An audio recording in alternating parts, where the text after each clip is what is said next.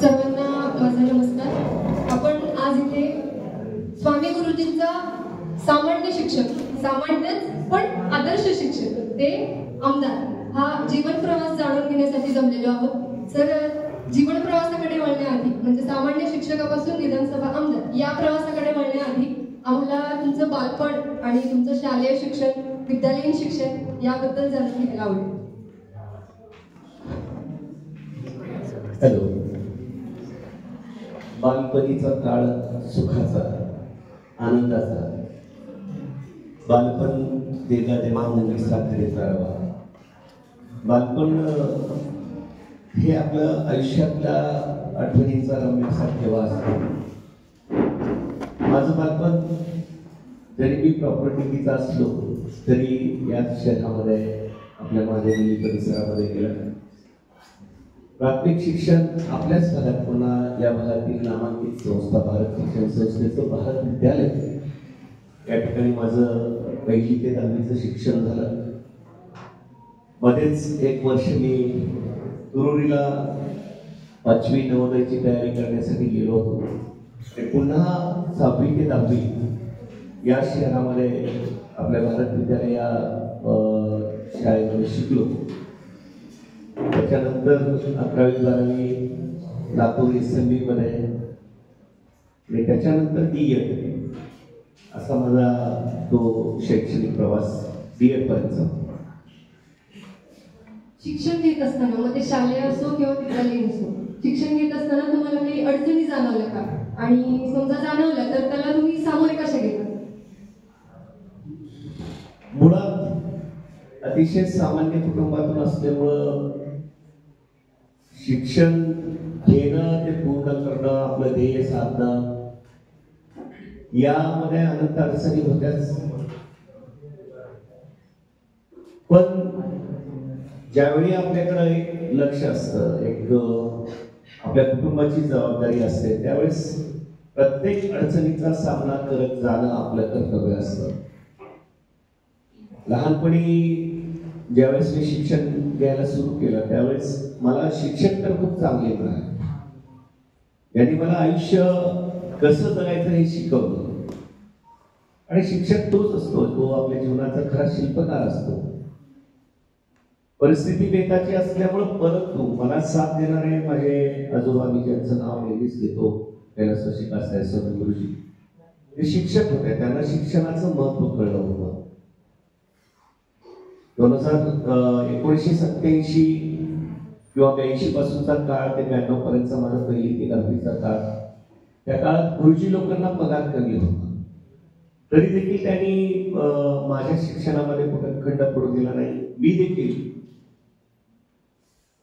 आम्ही काळेप्लॉटमध्ये ज्यावेळेस राहायचो त्यावेळेस आपल्याला कुटुंबासाठी काय करता येते का हा विचार मी नेहमीच माझ्या मनामध्ये ठेवला. माझ्या बायोमध्ये आपण वाचलं असाल की पाववाला ते शिक्षक आमदार असं एक होतं.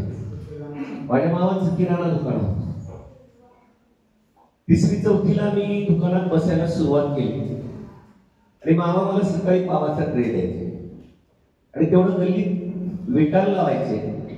आणि मग त्याच्यातून त्याचं मुद्दल बाजूला काढून ठेवून 4 आणे 8 आणे 1 रुपया जे उरायचा ते मला माझ्या खर्चासाठी द्यायचे. म्हणजे अडचणी जरी आल्या तर त्याचा उपाय आपणच शोधावा लागतो. आपल्याकडे पैशाचं सोप पुढे आणत नाही. जरी तुम्हाला साथ देणारे खूप असतील, मॉरल सपोर्ट खूप जणांचा असतो, पण मनी पॉवर ही सगळ्यात महत्वाची आहे आणि ती देखील अत्यंत गरजेची आहे. त्याच्यानंतर मी जेव्हा काळेप्लॉटमध्ये माझ्या घरी असायचं, काळेप्लॉटमध्ये माझं घर आणि बालपण सगळं माझं महादेवगिरीत गेलं. तिथं एक कढीपत्त्याचं झाड. या आयुष्यामध्ये काय काय करावं लागतं आणि त्याचा परिणाम काय होतो हे जाणून घेत जर गेला आपण तर नक्की आपल्या जीवनामध्ये काहीतरी आपल्याला मिळवता येतं. त्या कढीपत्त्याचा झाडाचे आपण कढीपत्ता काढून दर बाजारी रविवारी विकायचं, जे 4-5 रुपये मिळायचे.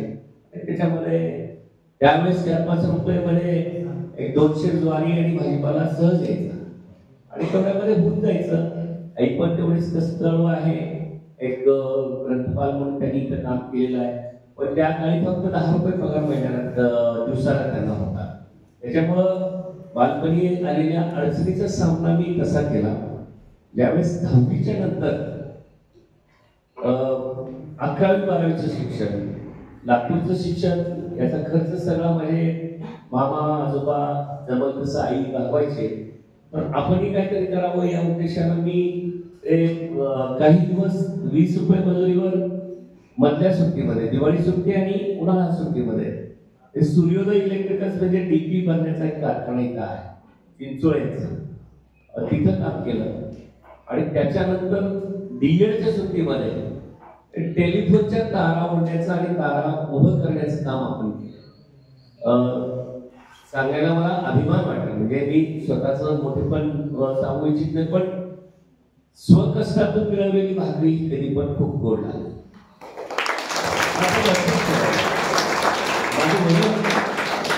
त्या काळामध्ये तुमच्यासारखासाठी किरकोळ होतो असा मुलगा इथं माझ्यासोबत राहिलेला प्रवीण असा होतो. आणि माझ्या पाठीवर 60 किलोचं बंडल असायचं सरकार, आणि 2 किलोमीटर पर्यंत ते बंडल असं सोडत जावं लागायचं.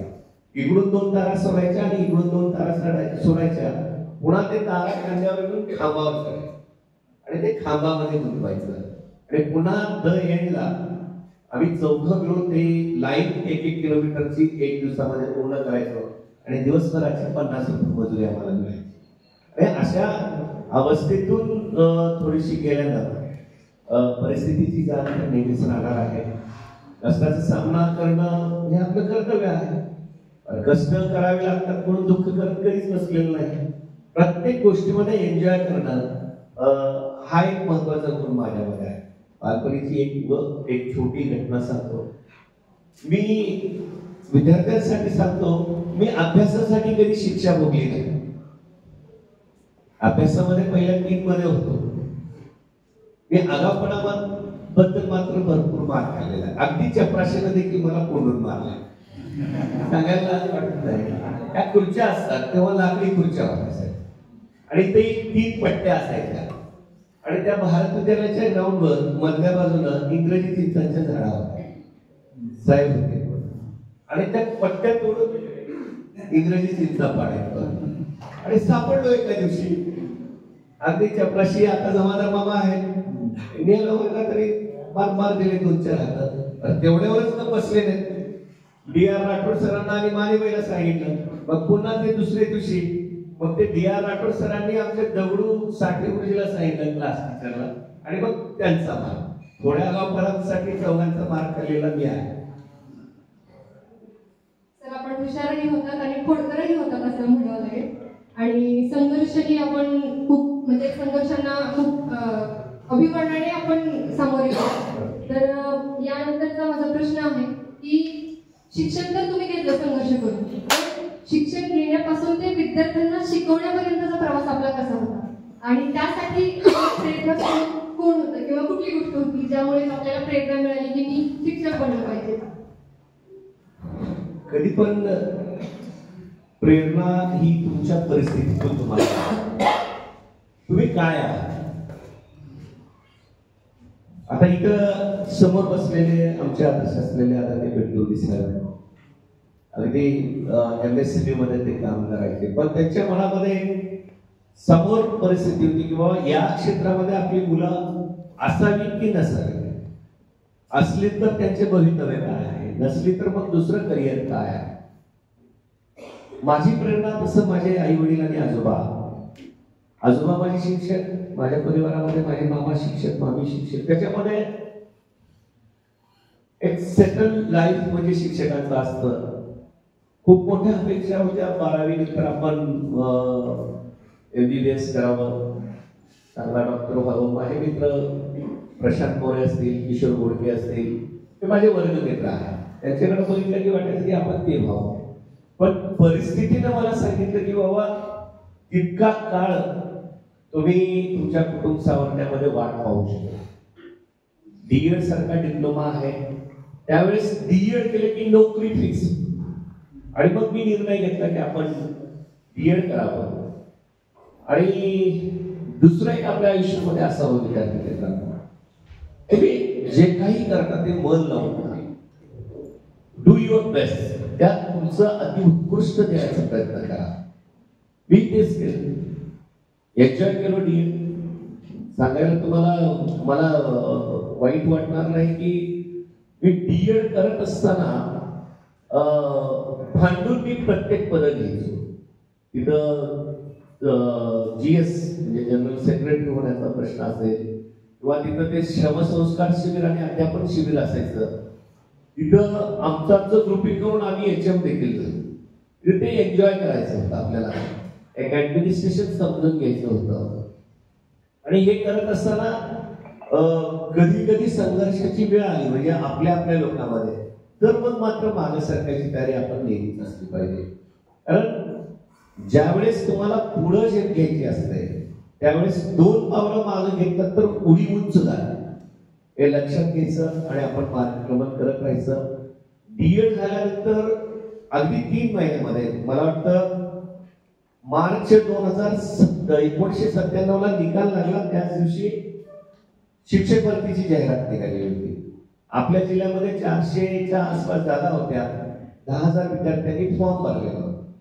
त्यावेळेस निवड मंडळाची 200 मार्काची परीक्षा व्हायची आणि ती चांगली परीक्षा, स्पर्धा परीक्षा होती. आणि ती परीक्षा मी 10,000 विद्यार्थ्यांमध्ये 60वा नंबर होता. त्याच्यामुळं मला नोकरी लागेल किंवा नाही याची चिंता नाही, नोकरी फिक्स होती. म्हणजे करिअर माझं तिथं ते फिक्स झालं. त्याच्यानंतरचा प्रवास 27 वर्षाचा, एक प्राथमिक शिक्षक, पहिल्यांदा त्यात विद्यार्थी प्रिय शिक्षक, पण नंतर पालक प्रिय शिक्षक, मग त्याच्यानंतर समाजप्रिय शिक्षक आणि त्यातून समाजसेवा, त्यातून रोटरी सारख्या संस्था आणि त्यातून मिळालेली संधी, हा 27 वर्षाचा कालावधी शिक्षक म्हणून आपण केला. खूपच छान सर. आपण एक शिक्षक आहात म्हणून मला हा प्रश्न विचारावा वाटतो की आजची जी शिक्षण प्रणाली आहे ती पूर्णपणे बदललेली आहे, तर त्याबद्दल म्हणजे आजच्या शिक्षण प्रणालीमुळे आजच्या शिक्षकासमोर काय आव्हानं आहेत आणि तुम्ही शिक्षक असताना काय काय उपक्रम राबवले त्याबद्दल काय सांगा? शिक्षण प्रणालीबद्दल म्हटलं तर प्रचंड बुद्धिमत्तेची बालका आता तुमच्या समोर आहे. एक मी 11 वर्षाचा होतो तेव्हा ए लिहायला शिकलं सर. किती वर्षाचा होतो? 11 वर्षाचा. आणि आज मी कुणीही माझ्यासमोर अर्धा तास फ्लुएंट इंग्लिश बोलत असले तरी मी त्याच्यासमोर तेवढा कन्व्हर्सेशन करू शकतो. 11 वर्षाचा असताना ए शिकलो. पुढे MA इंग्लिश आता मी मागच्या मे मध्ये पूर्ण केलं. म्हणजे शिक्षणामध्ये खंड पडू नये, पण आता माझ्या वेळेचं शिक्षण आणि आताचं शिक्षण जमीन आसमानचा फरक आहे. तिथे एक गरज, तिथे पालक आपले विद्यार्थी शिकावेत या उद्देशानं पाठवत होते. आता माझा मुलगा हे बनलं पाहिजे या उद्देशानं पालक आपल्या मुलांना शाळेत पाठवतात. अशा वेळी शिक्षकांची जबाबदारी खूप मोठी आहे. आता येणारा माझ्याकडं मूल रेडी बेड येतं. 3ऱ्या वर्षी पालक त्याला नर्सरीमध्ये घालतात. 4थं 5वं 6वं वर्ष त्याचं तिथंच जातं. आणि एक तयार मूल जिथं त्याला आपण एक गाईडलाईन व्यवस्थित करायचं आहे आणि ते गाईडलाईन चांगली देऊन त्यांना बनवायचं आहे. आणि ते बनवत असताना तुमचे स्किल जेवढे आहेत तेवढे ते वापरणं महत्वाचं ठरतं. साने गुरुजींनी म्हटलेलं आहे, जो करील मुलाचे मनोरंजन, हे मुलांचं मनोरंजन करून त्याला आपलंसं करून जर एखादा शिक्षक शिकवला तर नक्की त्याच्या मनामध्ये शिक्षकाविषयी आणि शिक्षणाविषयी आत्मीयता होते. आता लक्षात घ्या, तुमच्याकडे इथं फिजिक्स, केमिस्ट्री, बायो असे विषय आहेत. जे शिक्षक चांगलं शिकवतात तो विषय तुमच्या आवडीचा होतो. जे शिक्षक चांगलं शिकवत नसतील, शिक्षक पण ते चांगलं शिकवत नाहीत असं म्हणत नाही, पण त्यांचं शिकवणं तुम्हाला आवडत नसेल तर त्या विषयाकडे थोडंसं दुर्लक्ष होतं. मी ज्यावेळेस 1997 ला शिक्षक म्हणून कामाला लागलो त्यावेळेस माझा एक उद्देश संपला होता की माझ्या कुटुंबाची जबाबदारी जी माझ्यावर आहे, नोकरीतून पगार आणि पगारीत आपलं घर भागवणं, ते तर संपलं होतं. आता माझ्यासमोर काय उद्देश होता, तर माझे विद्यार्थी मला प्रिय व्हावे, मी विद्यार्थ्यांना प्रिय व्हावा आणि त्याच्यातून त्यांनी चांगलं शिकावं आणि या देशाचे चांगले नागरिक राहावे. आणि तो उद्देश ठेवून मी मुलामध्ये मिसळत गेलो. आणि मिसळत जाऊन ज्यावेळेस तुम्ही मुलामध्ये मूल होऊन रमता, त्यावेळेस तुम्हाला ती मुलं आयुष्यभर विसरत नाही. एक छोटी घटना या संदर्भामध्ये सांगतो. आम्ही शिक्षक लोक खूप नशिबवान असतो बरं. ड्युटी 10 ते 4, शनिवार हाफ डे, रविवार फुल डे, दिवाळी सुट्ट्या, उन्हाळी सुट्ट्या, वर्षातून 230 दिवस. आणि डॉक्टर साहेब नोकरी करतात, त्यांचं हॉस्पिटल चालवतात. सकाळी उठलं की कुठं जातात साहेब तुम्ही? राऊंडला जातात. पेशंटच्या आजूबाजूला असलेले चिंताग्रस्त चेहरे, बाहेर आला तर त्या पॅसेजमध्ये लॉबीमध्ये तेच लोक. कोणाचा बिलाचा प्रश्न आहे, कोणाला ते पेशंट दुरुस्त होतो नाही याचा प्रश्न आहे. सगळी चिंताग्रस्त चेहरे तुमच्या समोर असतात. बरं, आता इंजिनियर मंडळी आहेत आमचे, त्यांच्याकडे कोण येतं की गुत्तेदार येतो, त्याचे अनेक प्रश्न येतात. कामगार असतात, त्याचे अनेक प्रश्न येतात. आम्ही आता आमदार, माझ्याकडे सकाळी 7 वाजल्यापासून कधी 5 वाजल्यापासून फोन चालू होतात की माझ्या गावामध्ये लाईट नाही, माझी म्हैस पळून गेली, ते भांडण झालं, हे झालं, ते झालं. म्हणजे सांगण्याचा उद्देश काय आहे, तर ते सगळ्या जगाच्या सगळ्या चिंता ह्या वेगवेगळ्या लोकांकडे जाणाऱ्या लोकांसमोर असतात. पण शिक्षक या माणसासमोर, आता तुम्ही आहात, सकाळी उठल्या फ्रेश होता, मस्तपैकी नटापटा करता आणि आपल्या टीचर समोर येतात. हे म्हणणं काय आहे, तर तुमच्या डोक्यामध्ये काही जगाच्या चिंता नाही आहेत. असतील टेन्शन, ही मैत्रीण बोललं नाही, हे मित्र बोलत नाही, काय टेन्शन विद्यार्थी दशेमध्ये काय असणार आहे, एवढंच असणार आहे ना. पण आम्ही शिक्षक यासाठी भाग्यवान आहोत की आमच्या समोर येणारी जी बालकं आहे ते सगळ्या जगाचं टेन्शन दूर करणारी बालकं आहे. त्याचं कारण काय, निष्पाप आणि निरागस मनाची बालकं, ज्यांच्या मनामध्ये काही आमच्याविषयी द्वेष नाही, अशी बालकं जेव्हा माझी असतात, तेव्हा ते जगाचं सगळं टेन्शन त्या गेटच्या बाहेर सोडून आपण त्या वर्गामध्ये जातो. आणि विद्यार्थी जेव्हा तुम्हाला माझे सर आले, माझ्या मॅडम आल्या म्हणून तुमच्याशी आत्मीयतेने वागतात, तेव्हा तो मिळणारा आनंद अतिशय मोठा आहे. आणि तो मिळवत मी थोडा वेगळा मार्ग निवडायचा प्रयत्न केला. शिक्षणामध्ये काय असतं, आता शक्यतो मोठ्या इन्स्टिट्यूट मध्ये लेक्चर्स येतात, विद्यार्थी ऐकतात, शिक्षक बोलतात. मी ऍक्टिव्हिटी बेस्ड आता, पण 1997 ते 2001 पुढं शिकण्यामध्ये काळ गेला आणि त्याच्यानंतर लगेच मी 2000 मध्ये विद्यार्थ्यांना समोर बसून कधी शिकवायचा प्रयत्न केला नाही. यांच्यामध्ये बसायचं, मुलांचे मुलींचे ग्रुप मिक्सअप करायचं, भरपूर खेळ घ्यायचं, भरपूर संधी द्यायची. आपला जो वेळ आहे त्यांच्या ऍक्टिव्हिटीसाठी घ्यायचं आणि आपण एक गाईड म्हणून त्या ठिकाणी राहायचं आणि विद्यार्थ्यांनी शिकत राहायचं. त्याच्यामुळे एक वेगळा आपलं नाव पण त्याच्यातून होतं, विद्यार्थी प्रिय पण होतो आणि पालकांना वाटतं की गुरुजी काय तर नवीन करीत आहे आणि ते आपोआप शाळेकडे अट्रॅक्ट झाले. जेव्हा पालक शाळेला यायला लागतात ना, तेव्हा शिक्षकांची जबाबदारी वाढते. आणि पालक विचारतो, सर ते पोरगं गाणं म्हणते, माझं पोरगं का गाणं म्हणत नाही, सर त्याला 30 पर्यंत पाणी येत आहे, माझ्या पोराला काही येत नाही.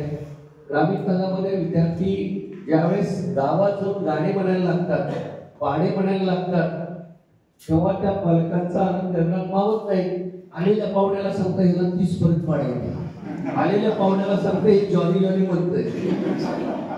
खेड्यामध्ये खूप माफक अपेक्षा आहेत साहेब. इथं CBSE मध्ये मी पहिलीच्या विद्यार्थ्यांचे 2 पालक अर्ध्या मार्गासाठी भांडताना बघितलेले आहे. तुम्हालाही अनुभव आहे. आपल्याही संस्था आहे, शाळा आहे, तिथं ग्रामीण भागामध्ये मुलं शिकली पाहिजे. काय शिकतात माहित नाही, पण काहीतरी येऊन इंग्रजी बोलते, काहीतरी इंग्रजी गाणं म्हणते, गणित शिकवते, काहीतरी बोर्ड धड धड धड धड वाचतंय, याचं कौतुक प्रचंड असतं. आणि ते जर तुम्ही कॅच केला तर तुम्ही यशस्वी शिक्षक व्हाल असं मला नक्की वाटतं. खूपच छान सर. जसं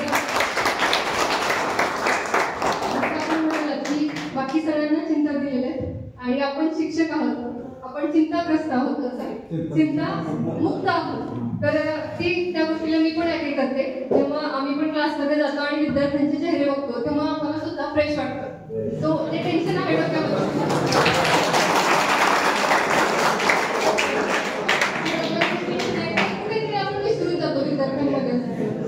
आणि त्याचबरोबर मी सर्वांना सांगू इच्छिते अजून एक उपक्रम सरांनी घेतलेला, जसं आता प्राचार्य सरांनी सांगितलं की कोरोना कालावधीमध्ये सगळ्या शाळा कॉलेजेस सगळं बंद होतं. त्या कालावधीमध्ये सरांनी कोरेगाववाडी येथे शिक्षक म्हणून ते कार्यरत होते. त्या कालावधीमध्ये सरांनी विद्यार्थ्यांचं शिक्षण हे थांबू नये यासाठी मंदिरावरील जे लाऊडस्पीकर्स असतात त्यावरती विद्यार्थ्यांना शिक्षण दिलं. तर ही सर खूपच कौतुक अशी गोष्ट आहे, त्याबद्दल मी आपले अभिनंदन करते.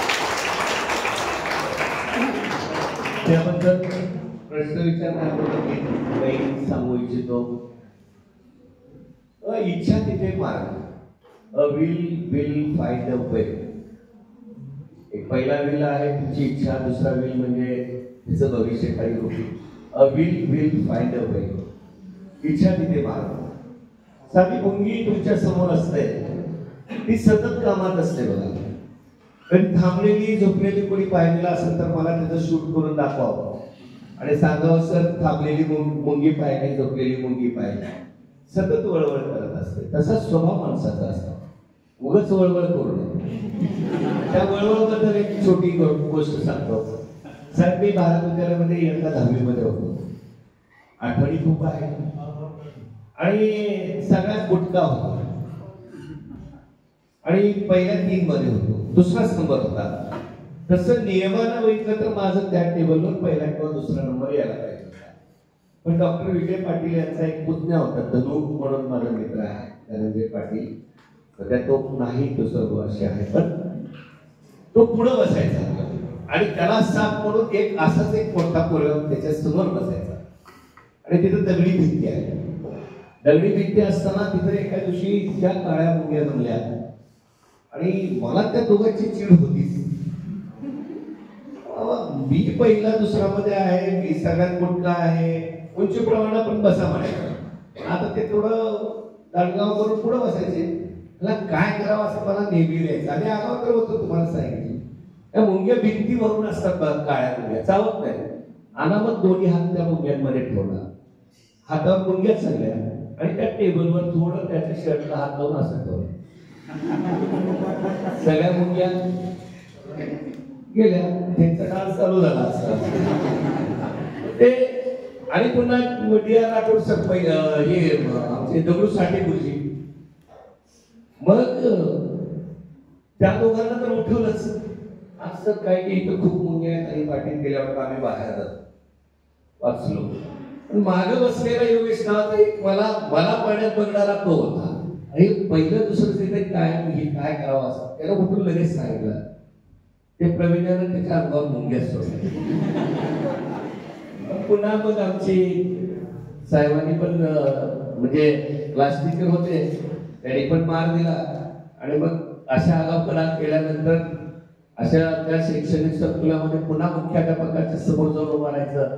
याच्याही 2 छड्या मी मार खाल्ल्या. हे सांगण्याचा उद्देश हा आहे की आपण आपलं स्थान जरी एखाद्या वेळेस मिस केलो तरी त्याला देखील थोडं एन्जॉय केलं पाहिजे आणि त्याच्यातून मी आनंद मिळवण्याचा प्रयत्न केला पाहिजे. भली शिक्षा झाली. आता कोरोनाच्या संदर्भामध्ये मी ज्यावेळेस आपल्या लक्षात आलं की आपण हतबल होतो, अगदी स्वतःच्या नातेवाईकाच्या देखील मयतीला आपण जातो. साहेब या ठिकाणी त्या मोठ्या संकटातून वाचून आलेले आहेत ही त्यांच्या आईवडिलाची पुण्य आहे आणि तुम्हा सर्वांचे तो अनेक गोरगरीब विद्यार्थ्यांचे आशीर्वाद त्यांच्या पाठीमागे आहे. मग मलाही माझं शिक्षक असलेलं मन गप्प बसू द्यायचं नाही की बाबा आपलं विद्यार्थी ते तर क्वारंटाईन होऊ शकत नव्हते, गावभर मुलं फिरायचे. पण माझ्या शाळेतले होते का ते उमरग्यात शाळेत येणारे देखील गावातच, तर पुण्या मुंबईतून आलेल्या पालकांची लेकरं देखील आणि गावातच. पण वर्ष गेला, शासन स्ट्रिक्ट होतं, थोडं त्याच्यामध्ये त्यांनी शिथिलता दिली. मग मी मंदिरातला स्पीकर जवळपास 1-1.25 वर्ष बंद होता. त्या मस्जिदीवरचं आजान देखील बंद होतं. मग अशा वेळी मी विचार केला की बाबा आपलं गाव छोटं आहे, छोट्या गावातून माईकवरून बोललं, लाऊडस्पीकरचा आवाज गेला की लोक आपोआप अट्रॅक्ट होतात त्याच्यामध्ये. आणि ते हिरलं मी आणि एका दिवशी सरपंचाला सांगितलं, व्यवस्थापन समितीच्या अध्यक्षांना सांगितलं की आपल्याला ते स्पीकर चालवणार. काय करणार सर? नाही, ते स्पीकर म्हणून शिकवणार. आता ही संकल्पना डोक्यात घुसायला थोडा उशीर लागतो, पण त्यांनी मान्य केलं. त्यांचा एक विश्वास माझ्यावर होता की गुरुजी जे काय करायला लागले ते चांगलं करणार. त्यांनी मला स्पीकर चांगला चालू करून दिला. माझ्या शिक्षकांना विश्वासात घेतलो. बघा, स्टाफमध्ये एखादा नवा विषय जेव्हा आमचे गदारे सर मांडतील त्याला 1-2 कधी होतं. एक युनिट सगळं समविचारी असतं असं नाही, पण माझं नशीब इतकं चांगलं की माझ्या सगळ्यांनी यस म्हणलं. आणि आम्ही मंदिरामध्ये असं 4 ठिकाणी 4 जण बसलो आणि पहिल्यांदा चालू केलं माईक वरून बे कबे, आणि ते नालासुरामधले पाडे ऐकवले आणि गाव सगळं आश्चर्यचकित झालं की गुरुजी काहीतरी करताय. आणि दुसऱ्या दिवशी आम्ही गाणी वाजवली. 2, 4, 8 दिवस गाणी कविता पाढे अशा रूपामध्ये आम्ही घेत गेलो. पुन्हा लोकांना विश्वासात घेतलं आणि सांगितलं आता आम्ही तुमच्या विद्यार्थ्यांचा अभ्यास पायी करून घेणार. लोकांना आधी असते म्हणलं तुमच्याकडे पुस्तकं आहे, आम्ही इथून शिकवतो, 5 नंबर बघा. त्याच्यानंतर युट्यूबवरची गाणी ऐकवली, कविता ऐकवले. इतकं छान वातावरण तयार झालं. मुलं माझ्या शाळेतली 50, बाहेर गावामध्ये जाणारी 30-40 मुलं, पुण्या मुंबईची येऊन इथं राहिलेली 25-30 मुलं, असं कमीत कमी 200 विद्यार्थ्यांनी लाऊड स्पीकरची शाळा अनुभवली. आणि मी एक सहज केलेलं काम. माझ्या मनामध्ये उद्देश होता का माझं नाव महाराष्ट्रभर व्हावं, नव्हे तर जगभर व्हावं. सोशल मीडियातून एक चांगलं काम करत असताना तुम्ही त्याला ऍप्रिशिएशन हे निसर्गाचं मिळतं, हे कधी पण लक्षात ठेवा. आणि ते मी केलं आणि मला शिक्षकांनी साथ दिली, पालकांनी साथ दिली, माझ्या गावांनी साथ दिली आणि शिक्षणाचा लाऊड स्पीकर पॅटर्न आपण निर्माण केला. तो राज्यामध्ये नव्हे तर जगामध्ये कुठेही झाला नसेल आणि त्याचा मान आणि सन्मान आम्हाला मिळाला आणि राज्यात त्याचा एक चांगला गौरव झाला. एक चांगल्या पद्धतीनं 5-6 न्यूज चॅनलवर ते आलं आणि कोरेगावची शाळा पुन्हा एका चांगल्या उंचीवर जाऊन पोहोचली. आणि ते करण्यामागं आम्ही कुठंतरी कारण ठरलो याचं मला खूप आनंद आहे.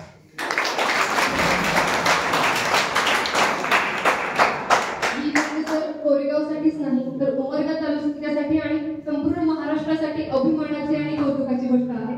तर हे सामाजिक काम होतं असं आपण म्हणू शकतो आणि सामाजिक कामामध्ये सुद्धा आपला कल दिसून येतो. तर सामाजिक कामाची सुरुवात कशी झाली?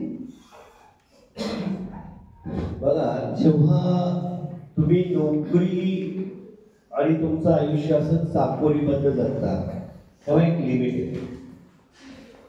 पण नोकरीमध्ये एक समाज आहे, पालक आहे, हे जेव्हा विचार करतात तेव्हा तुम्हाला समाजकारणाचं भान असावं लागतं. एका विद्यार्थिनीला मी मारलं बरं, 3रीच्या विद्यार्थिनीला मारलं. त्यावेळेस मारायची अनुमती होती शिक्षा. का शिक्षा केली तर ती 2 दिवस गैरहजर आणि 2 दिवस गैरहजर असल्यामुळे मी तिला शिक्षा केली. मारणं म्हणजे एखादी छडी. पण आता मुलींना एखादी छडी मारणं म्हणजे खूप मोठी गोष्ट होती आणि मला तर ती वेदनादायी होती, दुःखदायी होती, पण नाही लागत.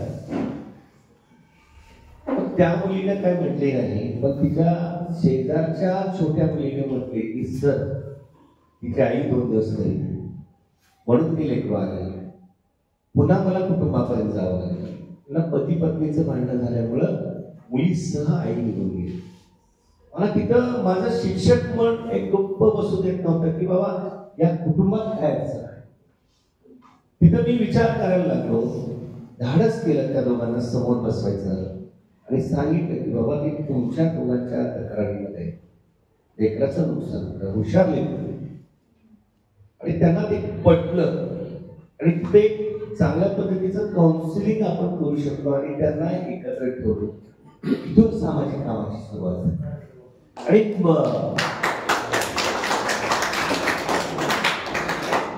पुन्हा एक असा किस्सा घडला की गावामध्ये काही झालं किंवा काही कार्यक्रम असले की मग ते स्वामी गुरुजींना असा एक प्रघात चालू झाला.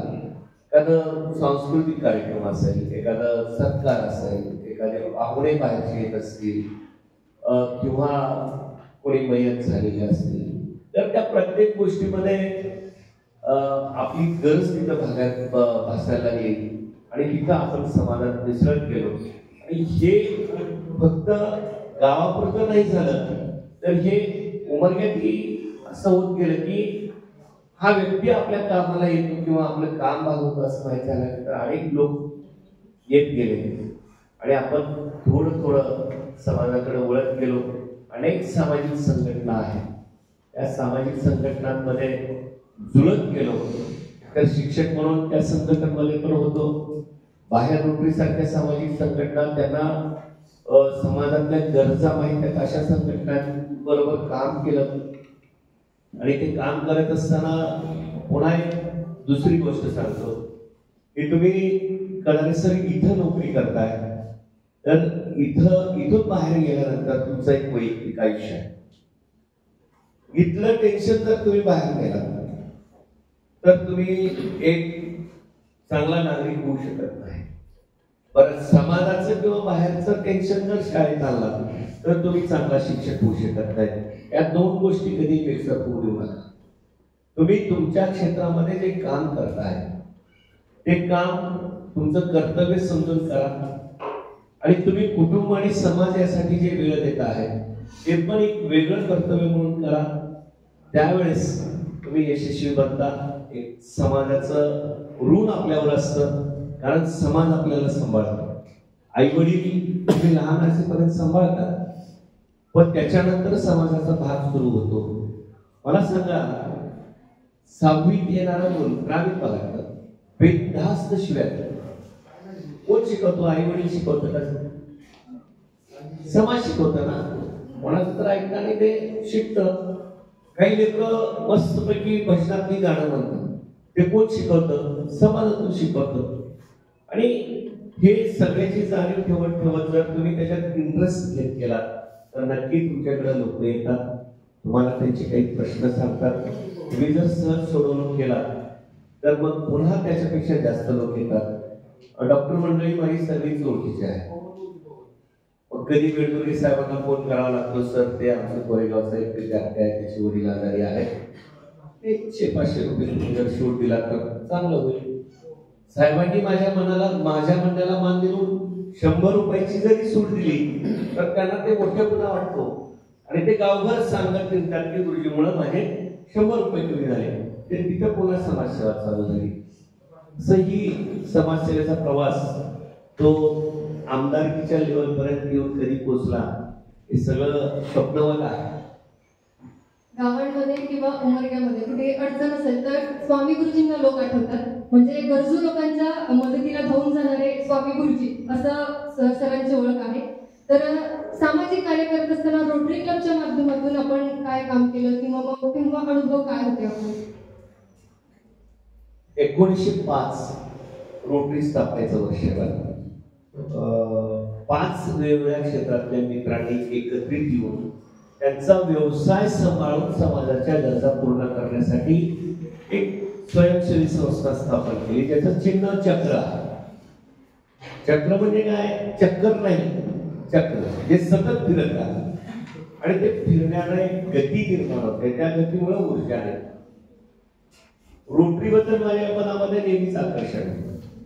त्याच्यामध्ये माझे आदर्श पोपळे साहेब असतील, नितीन सारखा यंगेस्ट आणि चांगला अध्यक्ष त्या काळात होता, चांडक शेट्टी सारखी जुनी माणसं होती, डॉक्टर अंकारे सारखी माणसं होती, डॉक्टर नितीन लोहारेकर, डॉक्टर लक्ष्मीकांत दिगीकर जी लिजेंड होते. ते काहीतरी काम करायचे आणि मला रोटरीमध्ये जायला मनात इच्छा होती, पण मी दबकायचो. जिल्हा परिषदचा गोष्टी शक्यतो रोटरी सारख्या गोष्टीचा विचारच करत नाही, पण मी एके दिवशी धाडस पोपळे साहेबांना म्हणले की साहेब मला रोटरीमध्ये यायचं. माझे गावाले तिथं मायक्रोकॉमचे मुल्ला सर आपल्या सगळ्यांनाच माहीत आहेत, त्यांनी मला साथ दिली, प्रमोट केलं आणि 2014-15 मी रोटरी जॉईन केली. आणि जॉईन केल्यानंतर तिथं कामं ठरलेली आहेत, ॲव्हेन्यूज ठरलेले आहेत. आरोग्यावर काम करायचं आहे, वुमन एम्पॉवरमेंटवर काम करायचं आहे, लिटरसीवर काम करायचं आहे, स्वच्छतेवर काम करायचं आहे, सामाजिक भान या विषयावर काम करायचं आहे, आंतरराष्ट्रीय सामंजस्य या विषयावर काम करायचं आहे. तिथं माझं आवडीचं क्षेत्र लिटरसी, साक्षरता, त्याच्यानंतर पब्लिक इमेज या गोष्टीमध्ये मी लक्ष दिलं. 2-3 वर्ष काम करत राहिलो, शिकत राहिलो. आणि रोटरीमध्ये एक पद्धत आहे, साहेब रोटरीचे सदस्य आहे, club member, director, secretary and president. मला असं काहीच मधले भाग मिळाले नाही. मी 4थ्या वर्षी डायरेक्ट अध्यक्ष झालो आणि ती जबाबदारी या लोकांनी माझ्यावर दिली. आणि तिथं देखील बघा, मी नेहमी म्हणतो तुमच्याकडं अवघडात अवघड काम आलं, कठीणात कठीण, तरी ते एन्जॉय करा, तर तुम्हाला ते काम सोपं वाटतं. रोटरीचं अध्यक्षपद साधी गोष्ट नाही. आता साहेबांना आम्ही आग्रह करतो अध्यक्ष. तिथं मी तर एक प्राथमिक शिक्षक, प्रोफेशन मध्ये जिल्हा परिषदेचा एकमेव, माझ्यापेक्षा वरिष्ठ प्राध्यापक आहेत, माध्यमिकचे आहेत, डॉक्टर मंडळी आहेत, इंजिनियर आहेत, वकील मंडळी आहेत. आणि त्या 100 लोकांचा 100 प्रोफेशन वेगवेगळ्या क्षेत्रामध्ये काम करतात. जरी फिजिशियन असले, डॉक्टर असले तरी त्याच्यामध्ये बायफर्केशन होतं. अशा लोकांना सांभाळणं, सगळेच माझ्यापेक्षा उच्च होते, जास्त शिकलेले होते, चांगला समाज संपर्क असलेले होते. पण डॉक्टर दीपक पोपळे असतील किंवा त्यावेळेसचे सगळे दिगीकर साहेब असतील किंवा लोहारेकर साहेब असतील, त्यांनी माझ्या मनामध्ये एक आत्मविश्वास निर्माण केला की yes you can do it. आणि ते मी मनामध्ये ठेवलं आणि काम करत गेलो. प्रत्येक गोष्ट एन्जॉय केली. रोटरीचा अध्यक्षपद देखील एन्जॉय केला. रोटरीमध्ये वारकरी संप्रदाय आणि रोटरीची मी तुलना नेहमीच करत असतो. रोटरीमध्ये जात, धर्म, पंथ, नीच, गरीब, श्रीमंत कधीच बघितलं जात नाही. दर रोटरी म्हटलं की तो मग जगातला राष्ट्रीय अध्यक्ष असेल किंवा जागतिक अध्यक्ष असेल, तोही रोटरीचा सदस्य आहे. आणि मी सामान्य उमाग्यातला रोटरी नसेल तरी रोटरीचा सदस्य आहे. वारकरी संप्रदाय देखील तसंच आहे. वारकरी संप्रदायामध्ये सर्व जाती धर्माचे लोक,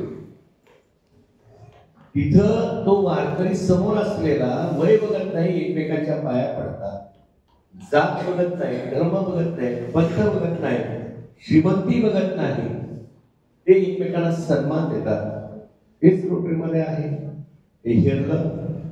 त्या काळामध्ये पाण्याचं दुर्भिक्ष होतं. 10 खेडी आपण दत्तक घेतली. इंटिग्रेटेड विलेज डेव्हलपमेंट नावाचा एक कार्यक्रम आपण राबवला.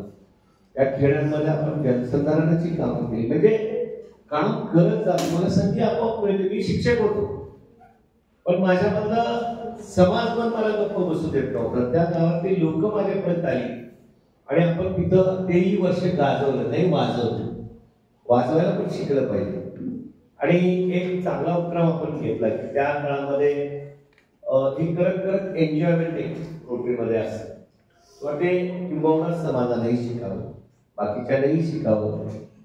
सफर किल्ल्याची ओळख इतिहासाची म्हणून मी त्या नळदूरच्या किल्ल्यावर 11 जिल्ह्यातले जवळपास 400 रोटरी बोलवले होते आणि तिथं वेगवेगळ्या क्रमातून आपण त्या किल्ल्याची ओळख, तिथे गाणी, गोष्टी, गप्पा, स्पर्धा, खेळ, जेवण या सगळ्या गोष्टी केल्या. वर्ष असंच उपक्रमाने भरलेलं गेलं आणि कधी संपलं मला कळलं नाही.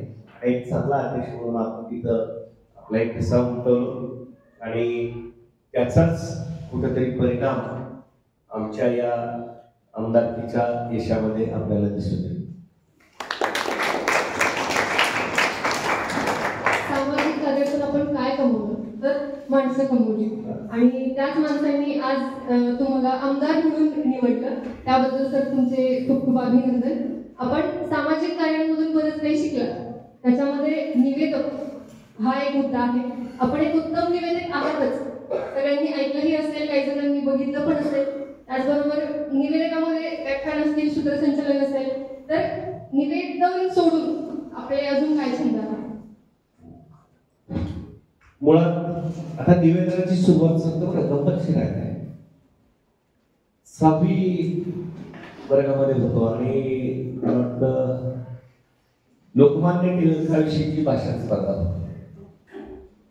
पहिल्यांदा त्या स्टँडच्या माईक समोर उभारलो आणि दुर्दैव मला या अध्यक्ष महोदय पूज्य गुरुजन वर्ग म्हटलं आणि मोठा आवाज आला, कुई म्हणून असा आवाज आला, हॅमिंगचा आवाज आला आणि बंद पडलो ते तिथं थांबलो.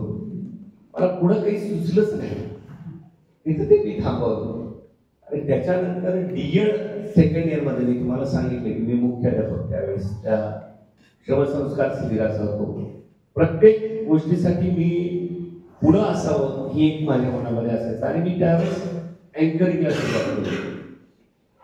उत्तम निवेदन होण्यासाठी तुमचं वाचन चांगलं पाहिजे, तुमचा अभ्यास चांगला पाहिजे, तुम्हाला माईक नुसार ऍडजस्ट झालं पाहिजे. माईक कुठं धरला की कसा आवाज येतो हे कळलं पाहिजे. माईक कोणत्या कोपऱ्यात जाऊन चांगला आवाज येतो, कुठे जाऊन त्या स्पीकरच्या समोर जाऊन बोलल्यानंतर काय होतं, प्रेक्षकांबरोबर कसं आपण कम्युनिकेशन करावं, प्रेक्षक आपल्याशी कसे मिळून मिसळून राहतील, हे ते सगळं सूत्रसंचालकाची कला असते. आणि ती शिकत असताना अनेकांची भाषणं मी ऐकते आणि ते ऐकत असताना लिजेंड असणारी जी भाषणं आहेत, स्वर्गीय विलासराव देशमुखांची भाषणं तुम्ही ऐका, कधी बोर झालं तर. प्रमोद महाजनांची भाषणं तुम्ही ऐका. विधानसभेतली अत्यंत चांगली भाषणं आहे, लोकसभेतली अत्यंत चांगली भाषणं आहे. शिवाजीराव भोसले कुलगुरू आहेत, त्यांची भाषणं ऐका. प्रज्ञा अत्रेंचं कथाकथन ऐका, शंकर पाटलांचं कथाकथन ऐका. त्याच्या माध्यमातून तुम्हाला काय समोरच्याला बोलावं हे कळत जातं. ते सूत्रसंचालक म्हणून करावं लागतं आणि सूत्रसंचालक हा या सभागृहाचा आत्मा असतो. तो जर बिघडला तर कार्यक्रम बिघडतो. म्हणून आपण बिघडायचं नाही, कारण ती सूत्र तुमच्या हातामध्ये असतात. हे करत असताना वाचन एक गरज म्हणून मला आवड निर्माण झाली असं नाही, तर मुळात माझी आई ग्रंथपाल असल्यानं मी अगदी वयाच्या 5व्या वर्षापासून पुस्तकं चाळायचो आणि ते चाळता चाळता मला वाचनाची आवड. म्हणजे मला सूत्रसंचालन सोडून आणि शिकवणं सोडून दुसरं काय आवडतं तर वाचन आवडतं. एकदा तर असं व्हायचं इतकी छान पुस्तकं मिळायची. बटाट्याच्या चाळीत चाळ, पु ल देशपांडेच्या वाचत कधीतरी एक एक व्यक्तिरेखा त्याच्यामधली जर वाचत गेला तर त्या अक्षरशः तुमच्या डोळ्यासमोर दिसते. तुम्ही ते अनुभवता, मन लावून वाचा आणि त्याच्यामुळे तुम्हाला कळत आहे की प्रज्ञा अत्रे काय लिहितात, पु ल देशपांडे काय लिहितात, अग्निपंख काय आहे, तो आसूड नावाचं पुस्तक काय आहे, फकीरा काय आहे, कोसला काय आहे, त्याच्यानंतर छत्रपती संभाजी महाराजांचं पुस्तक आहे ते काय आहे. हे सगळं वाचत वाचत गेला की तुम्हाला तो छंद जडतो. अवांतर छंद भरपूर आहे. क्रिकेटमध्ये वेळ होतं, रस्त्याने जाता जाता देखील असं करायचं. एकदा मागच्याला हात लागला आणि ते आमचं वेळ बंद पडलं. त्याने मला 2 झपटा दिल्या. उगाच हात फिरवायचा आणि ताकद नसताना वेगवान बोलत असायचं. तसा काहीतरी असं प्रयोग करून ते थांबलं. पण वाचनाचा छंद आजही आहे. माझ्याकडे कमीत कमी 1000 ते 1100 पुस्तकं असतील चांगली वाचनीय, आणि तो छंद आपण जोपासला. दुसरा छंद आता इथं बसलेल्यापैकी माझ्यासारखा मित्र असावा असं कमीत कमी 50% लोकांच्या तर मनामध्ये. म्हणजे मी जिथं जातो तिथं माणसं आपलंसं करण्याचा प्रयत्न करतो, म्हणजेच मैत्री जपण्याचा प्रयत्न करतो. जपण्याचा याच्यासाठी म्हणलं मैत्री होणं सोपं आहे, मित्र बनवणं सोपं आहे. मैत्री जपणं हे सगळ्यात मोठी गोष्ट आहे, कठीण गोष्ट आहे. साध्या साध्या गोष्टीवर खटके उडू, पण ते खटके न उडू देता एक ऍडजस्टमेंट. माझा मित्र आहे तर असाच. मला अनेक जण विचारतात की हा तुझा मित्र कसा होऊ शकतो, तुमच्या दोघांची विचाराची पातळी तो एकीकडं तू एकीकडं, पण ते मित्रच आहे. मैत्रीमध्ये मित्राचा धर्म महत्वाचा नाही, त्याची जात महत्वाची नाही, त्याच्या सवयी महत्वाच्या नाही, त्या चांगल्या असतील किंवा वाईट असतील, जसा आहे तसा तो स्वीकारणं म्हणजे मैत्री आहे. आणि मी ते तसं जपत गेलो. आणि राजकारणामध्ये देखील हेच महत्वाचं आहे. एकदा मी आता आमदार झालो तर मला माझं मतदान केलेले 96,200 लोक तर माझेच आहेत. पण आता माझं उद्दिष्ट तेवढ्यावर थांबलं का 2 लाख लोक मला का मतदान केले नाही याचाही विचार केला पाहिजे. त्याच्यातले नवे मित्र मला मिळवले पाहिजेत. भले माझं करिअर हे नसेल किंवा कदाचित आयुष्यामध्ये कायम हेच करावं लागत असेल, दोन्ही गोष्टी आहेत, तरी देखील मला माणसं मित्र लागतात. ती मैत्री जपत गेलो तर आपण आयुष्यामध्ये यशस्वी होतो. मैत्रीबद्दल बोलायचं म्हणलं, बालपण आणि मैत्री या 2 गोष्टी आयुष्यातल्या अनमोल ठेवा. तुम्ही जर बोर झाला, एखाद्या रात्री जर तुम्हाला झोप येत नसेल तर तुमचा बालपणीचा काळ आठवा, तुमचे चांगले मित्र आठवा, तुमच्या चांगल्या मैत्रिणी आठवा, ज्यांनी तुम्हाला आयुष्यामध्ये काहीतरी प्रेरणा दिलेली आहे. त्या लोकांना आठवा. मग तुम्हाला बघा बरोबर समाधान वाटेल आणि समाधानाची झोप लागेल. अशा अनेक मित्र मी माझ्या आयुष्यामध्ये कमवले आणि गमावले. पण काही मित्र इतके चांगले होते साहेब, त्यांच्या डब्यातली अर्धी भाकरी मी डबा न घेतल्यानंतर घेता जेव्हा शाळेत गेलो तेव्हा ते खाल्लो आणि त्यांच्याबरोबर दिवसभर खेळलो बागडलो. ते असे काही मित्र आयुष्यामध्ये असतात की त्यांचं मला प्रवीणच्या ऐवजी पव्या नावानं हाक मारणं कधी आवडतं. आजही त्यानंतर मी आमदार असलो तरी ते मला पव्या याच नावानं हाक मारायचं, कारण त्याच नावानं आपली मैत्री झालेली आहे. आमदार प्रवीण म्हणून माझी तुझी मैत्री नव्हती, की बालपणीचा पव्या आणि तू माझ्यासाठी बाल्यास, हे मी ते जपायचो. आणि ते किंमत, मैत्रीची किंमत पैशात होत नसते. मित्र किती श्रीमंत आहे त्यापेक्षा त्याचं मन किती मोठं आहे हे सगळ्यात महत्वाचं असतं. आणि तुम्ही मोठ्या मनाचे राहा, सगळ्यांना स्वीकारण्याची तयारी ठेवा, तर मग तुमचं आयुष्य किती सुखी होतं, आनंदी होतं ते बघा. मैत्रीबद्दल एवढं. धन्यवाद सर. माझा पुढचा प्रश्न ऍक्च्युली वाचनाबद्दलच होता, तेही तुम्ही सांगितलं.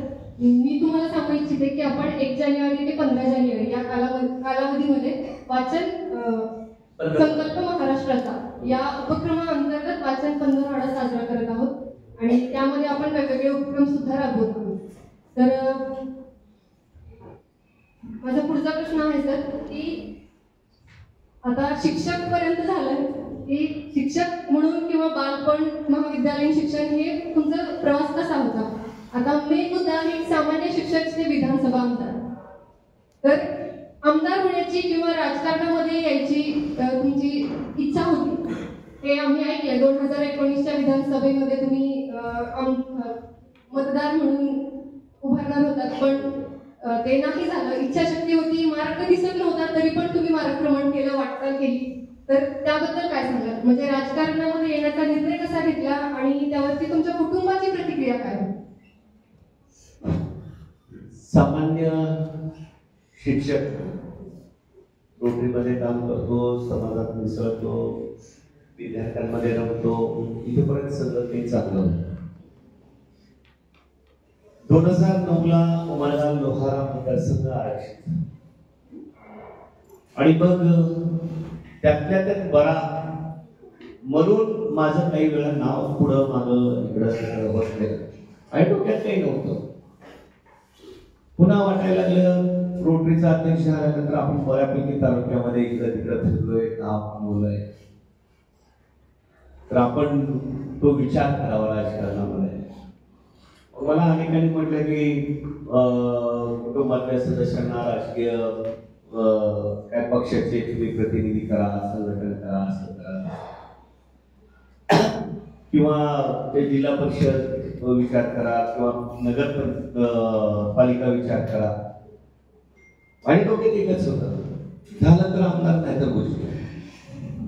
उद्देश ठरलेला, बाकी नाही. झालं तर आमदार नाहीतर शिक्षक, समाधानाची नोकरी. पुन्हा सांगितलं तुम्हाला 235 दिवस काम, निवांत फ्रेश चेहरे आणि मस्त आपलं आपलं आयुष्य जगायचं. पण शिक्षक ते आमदार हा फक्त आणि फक्त 28 दिवसाचा प्रवास आहे. आणि महाराष्ट्रातल्या 288 आमदारापैकी 28 दिवसात आमदार झालेला मी एकमेव आहे. या ठिकाणी तुमच्या सगळ्यांचा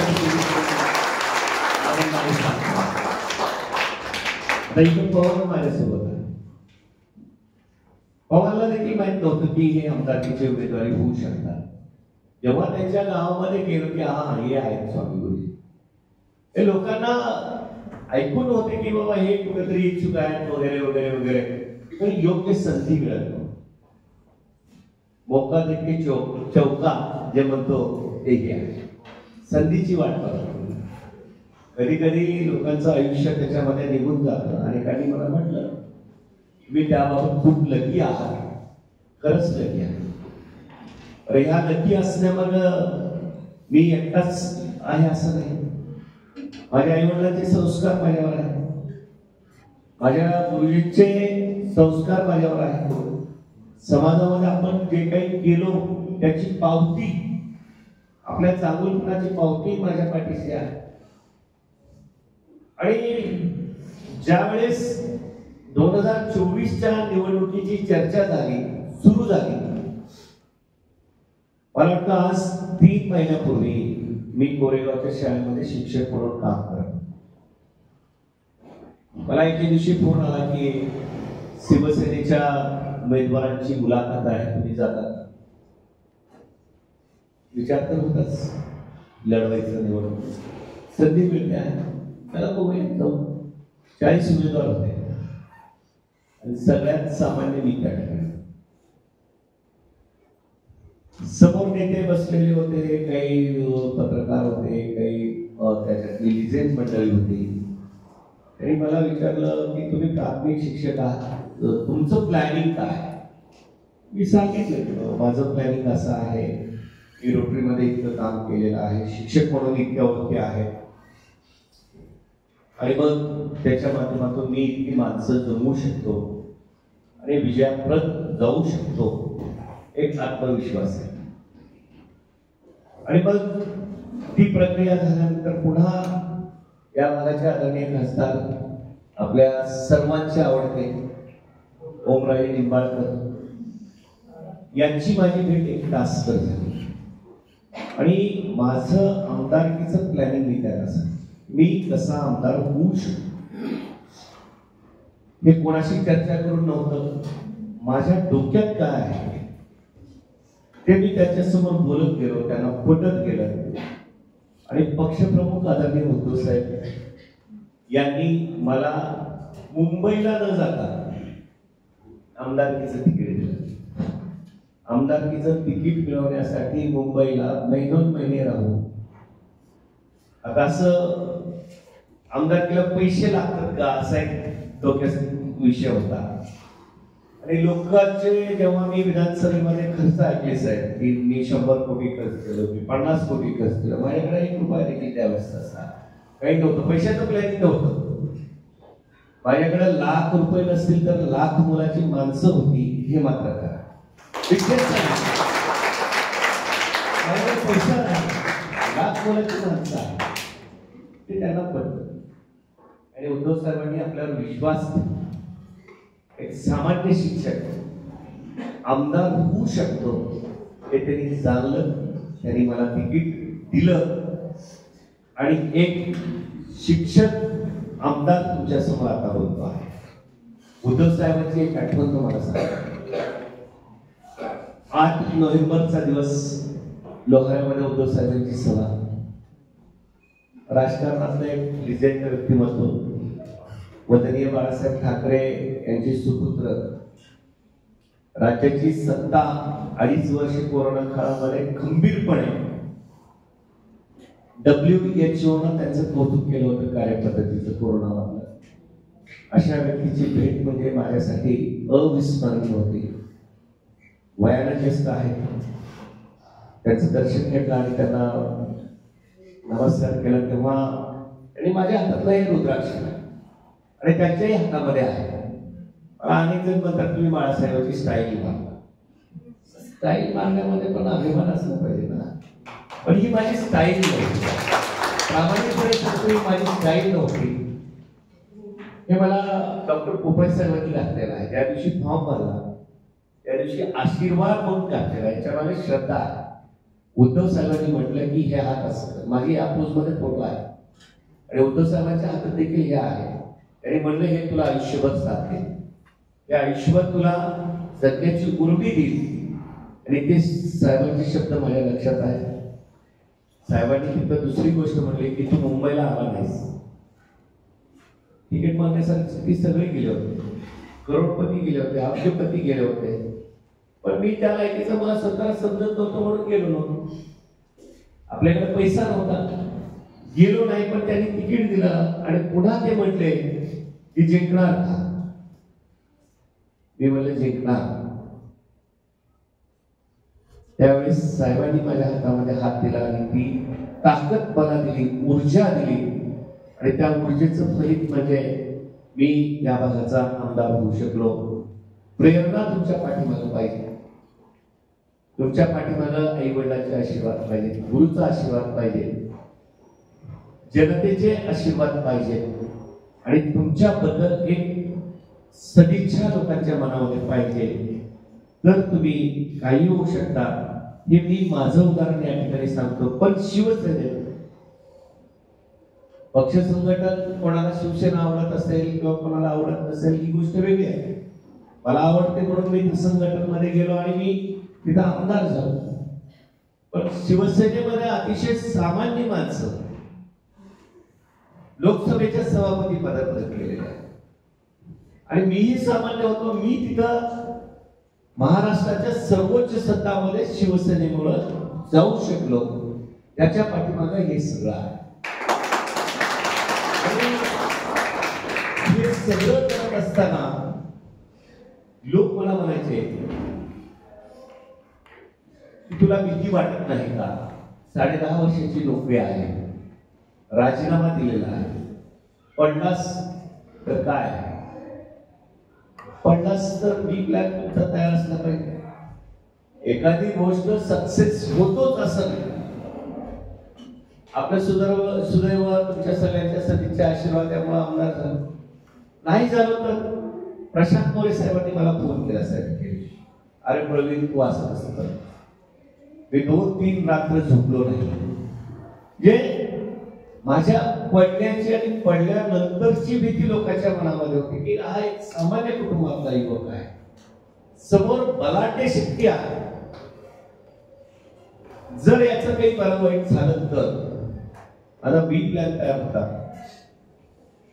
डीएड होतं, MA इंग्लिश केलेलं होतं. आता एप्रिल महिन्यामध्ये मी बीएडची परीक्षा देणार. आमदार बीएडची परीक्षा देताना अशी जर बातमी कुठं ऐकली वाचली तर आश्चर्य वाटू घेऊ नका. हे मुक्त विद्यापीठाचं मी बीएड आहे. म्हणजे MA BEd माणसाला समजा तुमच्याकडे मी रिक्वेस्ट केली की मी चांगलं इंग्लिश शिकू शकतो, बेडदुरे साहेब मला आनंदानं 5-25 हजार घेऊन घेऊ शकले असते. आणि माणसाच्या गरजा किती आहे नाही. तर माझा पुढला उद्देश होता MA सायकोलॉजी करायचं. एक्झामला स्वतः संचालक तर होतोच, काउन्सिलिंग करायचं विद्यार्थ्यांचं आणि त्याच्यातून आपलं एक समाजसेवा पण होते, आपली लर्निंग पण होते. नाही म्हणलं तर आणखी देखील उमरगा शहरामध्ये एक चांगल्या मराठी प्राथमिक शाळेची गरज आहे. ती जाणून त्याही दृष्टीनं आपण प्रयत्न करायचे. लोकांना मी हे सांगितलं की पडलो तर मी हे करणार, पण आपल्या मागची तुमची ताकद इतकी मोठी होती, बाकीच्या गोष्टी इतक्या चांगल्या घडत गेल्या. मला त्या 28-25 दिवसामध्ये पडण्याची भीती कधी वाटली नाही. मी निवडून आलो. भीती कधी वाटू देऊ नका. तुम्हाला मी नेहमीच सांगतो, ड्यू माउंटेन ड्यूची जाहिरात बघा, डर के आगे कभी भी रहते. छत्रपती शिवाजी महाराजांनी विचार केला का माझ्या समोर 5 पक्ष आहे, काय त्यांच्याकडे काय कमी नव्हतं. हत्ती होते, घोडे होते, लाखोचं सैन्य होतं, तलवारी होत्या, मोठ्या तोफा होत्या. शिवाजी महाराजांकडे काय होतं कोणी सांगेल? Very good. दुर्दम्य इच्छाशक्ती होती, आत्मविश्वास होता, जिजाऊनं पाहिलेलं स्वराज्याचं स्वप्न होतं आणि त्याच्या जीवावर हिंदवी स्वराज्य त्यांनी निर्माण केलं. आमदार किती काय साधी गोष्ट आहे. लोकांच्या मनामध्ये मन घर करा, लोकसेवक व्हा, जनसेवक व्हा. लोक आपला आपोआप तुमच्याकडे येत राहतात. तेच आपण डोक्यामध्ये ठेवलं. लोकांचा विश्वास कमावला. ज्या गावामध्ये गेलो तिथले तरुण, तिथले वरिष्ठ लोक, तिथल्या माता भगिनी त्यांना आपलंसं करण्याचा प्रयत्न केला. एक विश्वास दिला त्यांच्यामध्ये की मी एक तुमचा चांगला प्रतिनिधी होऊ शकतो. लोकांनी विश्वास ठेवला आणि या तालुक्याचा आमदार म्हणून मला त्यांनी 25-26 दिवसाच्या प्रवासामध्ये निवडून दिलं. दुसरी एक आणखी त्याच्यामधली एक महत्वाची गोष्ट सांगतो. या निवडणुकीमध्ये हजारो उमेदवार निवडणुकीला उभारले होते. 22 तारखेला रात्री म्हणजे निकालाच्या आदल्या दिवशी, तुम्ही देखील निकालाच्या आदल्या दिवशी किती जण निवांत झोपता? मी निवांत झोपलेला एकमेव उमेदवार आहे. 5 तासाची झोप मी एकमेव उमेदवार तेवढ्या उमेदवारातून घेतलो. कारण जिंकायची खात्री होती, पडल्यावर काय करायचं होतं याचं प्लॅनिंग होतं, म्हणून मी निवांत होतो. आणि हे आपण केलं पाहिजे. एक बी प्लॅन तुमच्या आयुष्यामध्ये नेहमीच ठेवा. आयुष्याबद्दल बोलतो, मुलांची स्वप्न खूप मोठी असतात. मला बायको अशी पाहिजे, नोकरी अशी पाहिजे, सुंदर पाहिजे, माझंच ऐकणारी पाहिजे, माझ्याच आळ्या घालणारी पाहिजे. सगळं काही मनासारखं होत नाही. सुंदर नाही मिळाली तर सेल्फ प्रोफेशन. बरं सुंदरच पाहिजे तर प्रोफेशन सोडून द्या.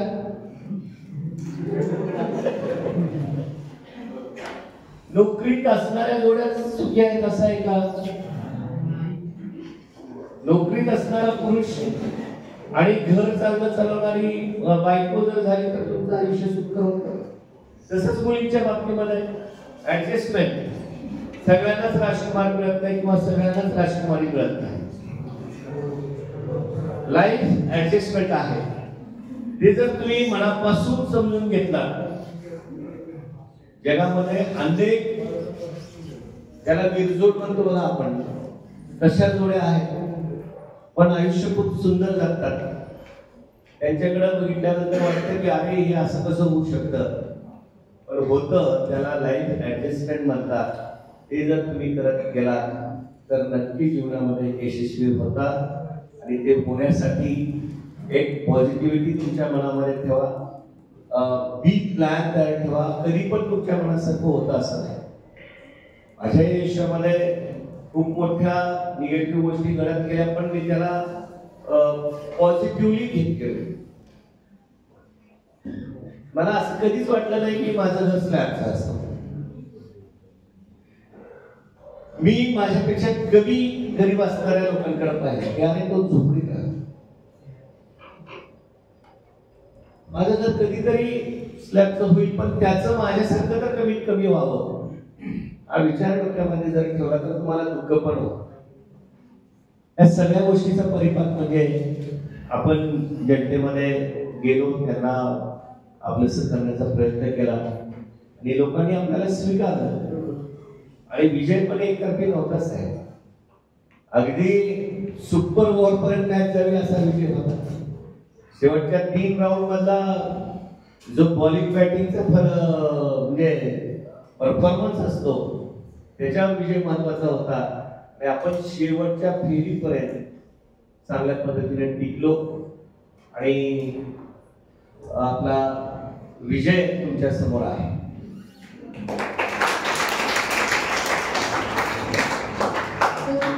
शिक्षक ते आमदार या प्रवासामध्ये मला ते ओम शांती ओम मधला डायलॉग आठवते कि अगर आप किसी चीज को शिद्दत से चाहो तो पूरी कायनात आपको उससे मिलाने में लग जाती है. तसंच उमरगा आणि लोहारा विधानसभा या मतदारसंघातील लोकांनी तुम्हाला साथ दिली. तुमची इच्छाशक्ती तर होती तर पण लोकांनी सुद्धा तुम्हाला त्यामध्ये साथ दिली आणि आपण आज आमदार झालात. तर मला जाणून घ्यायला आवडेल की तो 28 दिवसाचा जो प्रवास होता, ज्या दिवशी तुम्ही राजीनामा दिला त्याच्या दुसऱ्या दिवशीपासून ते निकालाचा दिवस, यामध्ये तुमचे अनुभव काय होते लोकांसोबतचे किंवा तुमच्या भावना काय होत्या?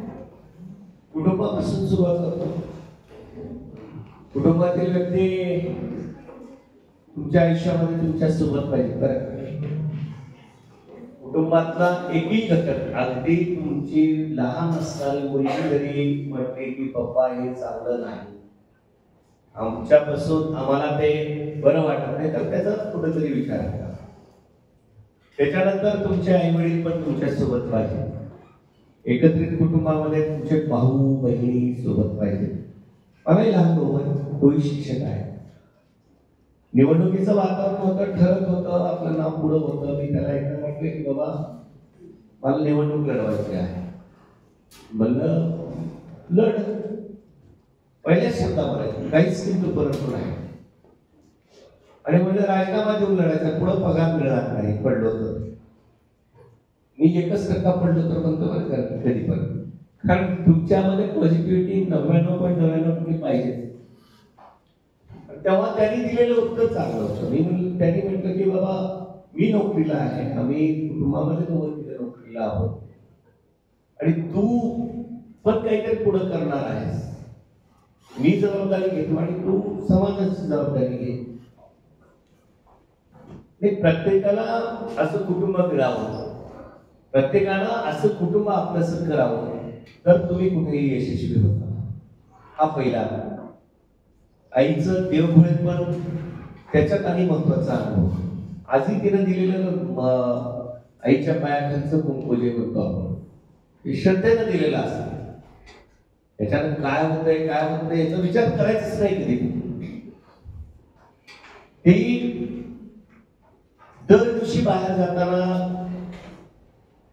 आईचे आशीर्वाद, तुम्ही मानणाऱ्या देवाचे आशीर्वाद, गुरुचे आशीर्वाद तुमच्या पाठीशी हेही कटाक्षानं करायचं. वेळेचं भान राखणं हे सगळ्यात महत्वाचं आहे. आज थोडं मला उशीर झाला आणि हा वेळ बोलतो असं म्हणणं नव्हतीच, थोडा वेळ झाला, पण त्याही वेळेस लोक सकाळी सकाळी गावात राहिले, त्यावेळेस आपली 5-6 गावं व्हावी या उद्देशानं लवकर आम्ही 8ला जायचो. एक चांगला चेहरा तुमच्या समोर येतोय, एक दिसणारा येतोय, पाहिजे तिथे बसणारा माणूस आहे, सतरंजी आहे नाही विचार नाही, कट्ट्यावर बसतोय, पारावर बसतोय, चटईवर बसतोय, घुमडीवर बसतोय, दगडावर बसतोय आणि सगळ्याशी बोलतोय.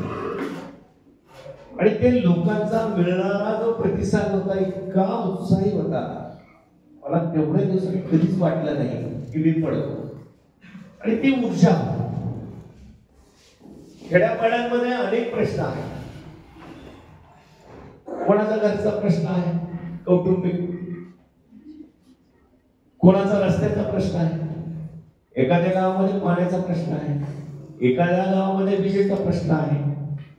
अशा अनेक प्रश्नांची चर्चा करत करत आपण त्यांना आपल्या आवाक्यात असणारे शब्द देत गेलो आणि लोकांना एक खात्री मनाला पटवली की आपण तुमचे होऊ शकतो, तुमच्या प्रश्नांची जाण मला आहे. लोकांमध्ये आणखी एक होतो, 2.5 वर्षापूर्वी महाराष्ट्राच्या राजकारणामध्ये झालेली घटना, 50 खोके घेऊन जे काही आमदार बाजूला झाले, कोण बघितलं नाही पण म्हणतात, त्यांच्याबद्दलची चीड समाज म्हणावा. कोणत्याही पक्षात ते असते, तर ज्या पक्षप्रमुखानं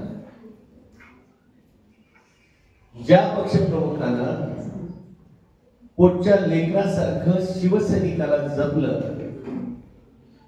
त्यांनी जर धोका दिला तर ते मनाला खूप लागतं. आपण तर सामान्य, तेच लोकांना दुःखदायक होते.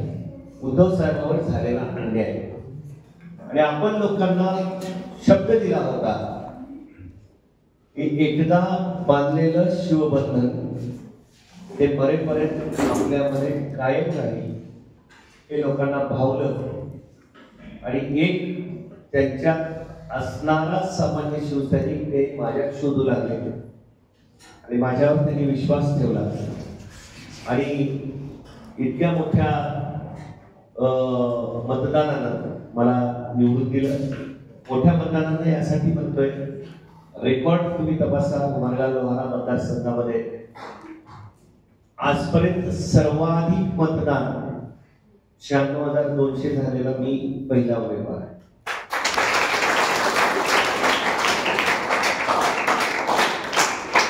आणि हा प्रवास खरं मलाही स्वप्नावत वाटतं. 23 तारखेला निकाल लागला. मला 25-30 दिवस मी विद्यार्थ्यांपासून दूर होतो. अचानक एके दिवशी माझी गाडी घेऊन शाळेसमोर उभा, कोणालाच काही सांगितलं आणि तिथं आश्चर्य, म्हणजे आमदार आले हे आश्चर्य नव्हतं लेकरांना. आमचे सर आले, आमचे गुरुजी आले, जवळ आले, छान वाटलं. मॅडमनी विचारलं की आता कसं वाटतं, आमदार झाल्यासारखं वाटतं? बोललं नाही. आणि आजही त्याच जरा झोपतोय मी, आजही त्याच पलंगावर झोपतोय, आजही तिथंच बसून जेवण करतोय. फरक काय तर तो पदार्थ आहे. हे पदाचं गर्व तुमच्या मनामध्ये जर शिरलं नाही तर नक्की तुम्ही यशस्वी होता. आणि माझी ईश्वरचरणी प्रार्थना असेल की ते आमदारकीचं जे गर्व आहे किंवा ते आमदारकीचं वारं आहे ते माझ्या मनामध्ये किंवा माझ्या वागण्यामध्ये कधीच शिरू नये ही ईश्वरचरणी प्रार्थना करतो. सामान्य शिक्षक म्हणून लोकांनी मला निवडून दिलं. काल रोटरीच्या कार्यक्रमातून आदरणीय अमितभाई देशमुख या बाजूला आणि एक मोठं व्यक्तिमत्व उद्योग क्षेत्रातलं रुद्राणीचे मालक देशपांडेजी होते संभाजीनगरचे, आणि सगळे रोटरीयन सूट बूट काय काय असं होते. मी असंच केलेलं होतं. देशपांडे साहेबांनी विचारलं, अहो सर आता तुम्ही आमदार आहात.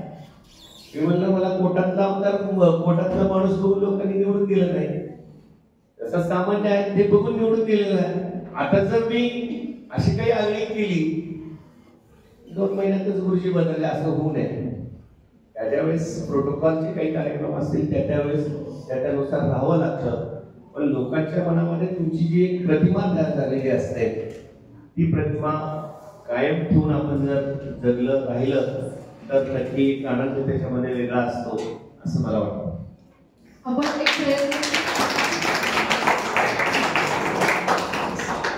एक प्रेरणेशील शिक्षक आहात आणि आता जसं तुम्ही म्हणालात की लोकांनी मला शिक्षक म्हणून निवडून दिले आमदारांना, तर एक प्रयत्नशील शिक्षक आणि आमदार या दोन्ही भूमिकेतून आपल्या उमरगा तालुक्याचा शैक्षणिक दर्जा उंचावण्यासाठी आपले काय प्रयत्न असतील? प्राथमिक शिक्षण ज्याला चांगलं मिळतं तो आयुष्यामध्ये यशस्वी होतो. तिथं प्राथमिक स्तरावर घसरला तिथं थोडंसं आयुष्यामध्ये चलबिचल होतं. माझा मूळ उद्देश असेल शिक्षण क्षेत्रामध्ये जितकं शक्य आहे तेवढा चांगला बदल घडवून आणणे. मी विधानसभेमध्ये देखील मागणी केलं की दिल्लीच्या धर्तीवर उमरगा आणि लोहारा तालुक्यामध्ये 10 मॉडेल शाळा व्हाव्यात, टॉप क्लास शाळा व्हाव्यात, ज्याच्या माध्यमातून आपण एक चांगलं शिक्षण विद्यार्थ्यांना देऊ शकू. आता सध्याचे शिक्षण मंत्री दादा भुसे यांनी त्याला सकारात्मकता दाखवलेली आहे. त्यांनी दिल्लीऐवजी चांगली पॅटर्न राज्यामध्ये निर्माण करायचं ठरवलेलं आहे आणि तो एक चांगला पॅटर्न आपण आपले विचार त्यांना सांगून त्यांच्या माध्यमातून राज्यभरामध्ये राबवता येईल का आणि विद्यार्थी एक चांगला नागरिक घडण्यासाठी जे काही शाळेमध्ये लागतं ते करण्याचा प्रयत्न आपण करणार आहोत. मुळात आता असं झालं की आपले गुरुजी शिकवतच होते काय वर्षातून 2च तपासण्या राहायच्या आणि तेवढेच 3-4 दिवस सगळं वातावरण टाईट राहायचं. आता काय दररोज उठून मला ऍप भरायला किंवा त्याच्यावरची माहिती भरायला एकच जात, कोणतं तरी पत्रक येतं, कोणते तरी अधिकारी येतात, त्याच्यात एक तास जातो. पालक येतात, त्यांना बोलण्यामध्ये काही वेळ जातो, म्हणजे 100% वेळ तुम्हाला शिकवायला मिळत नाही.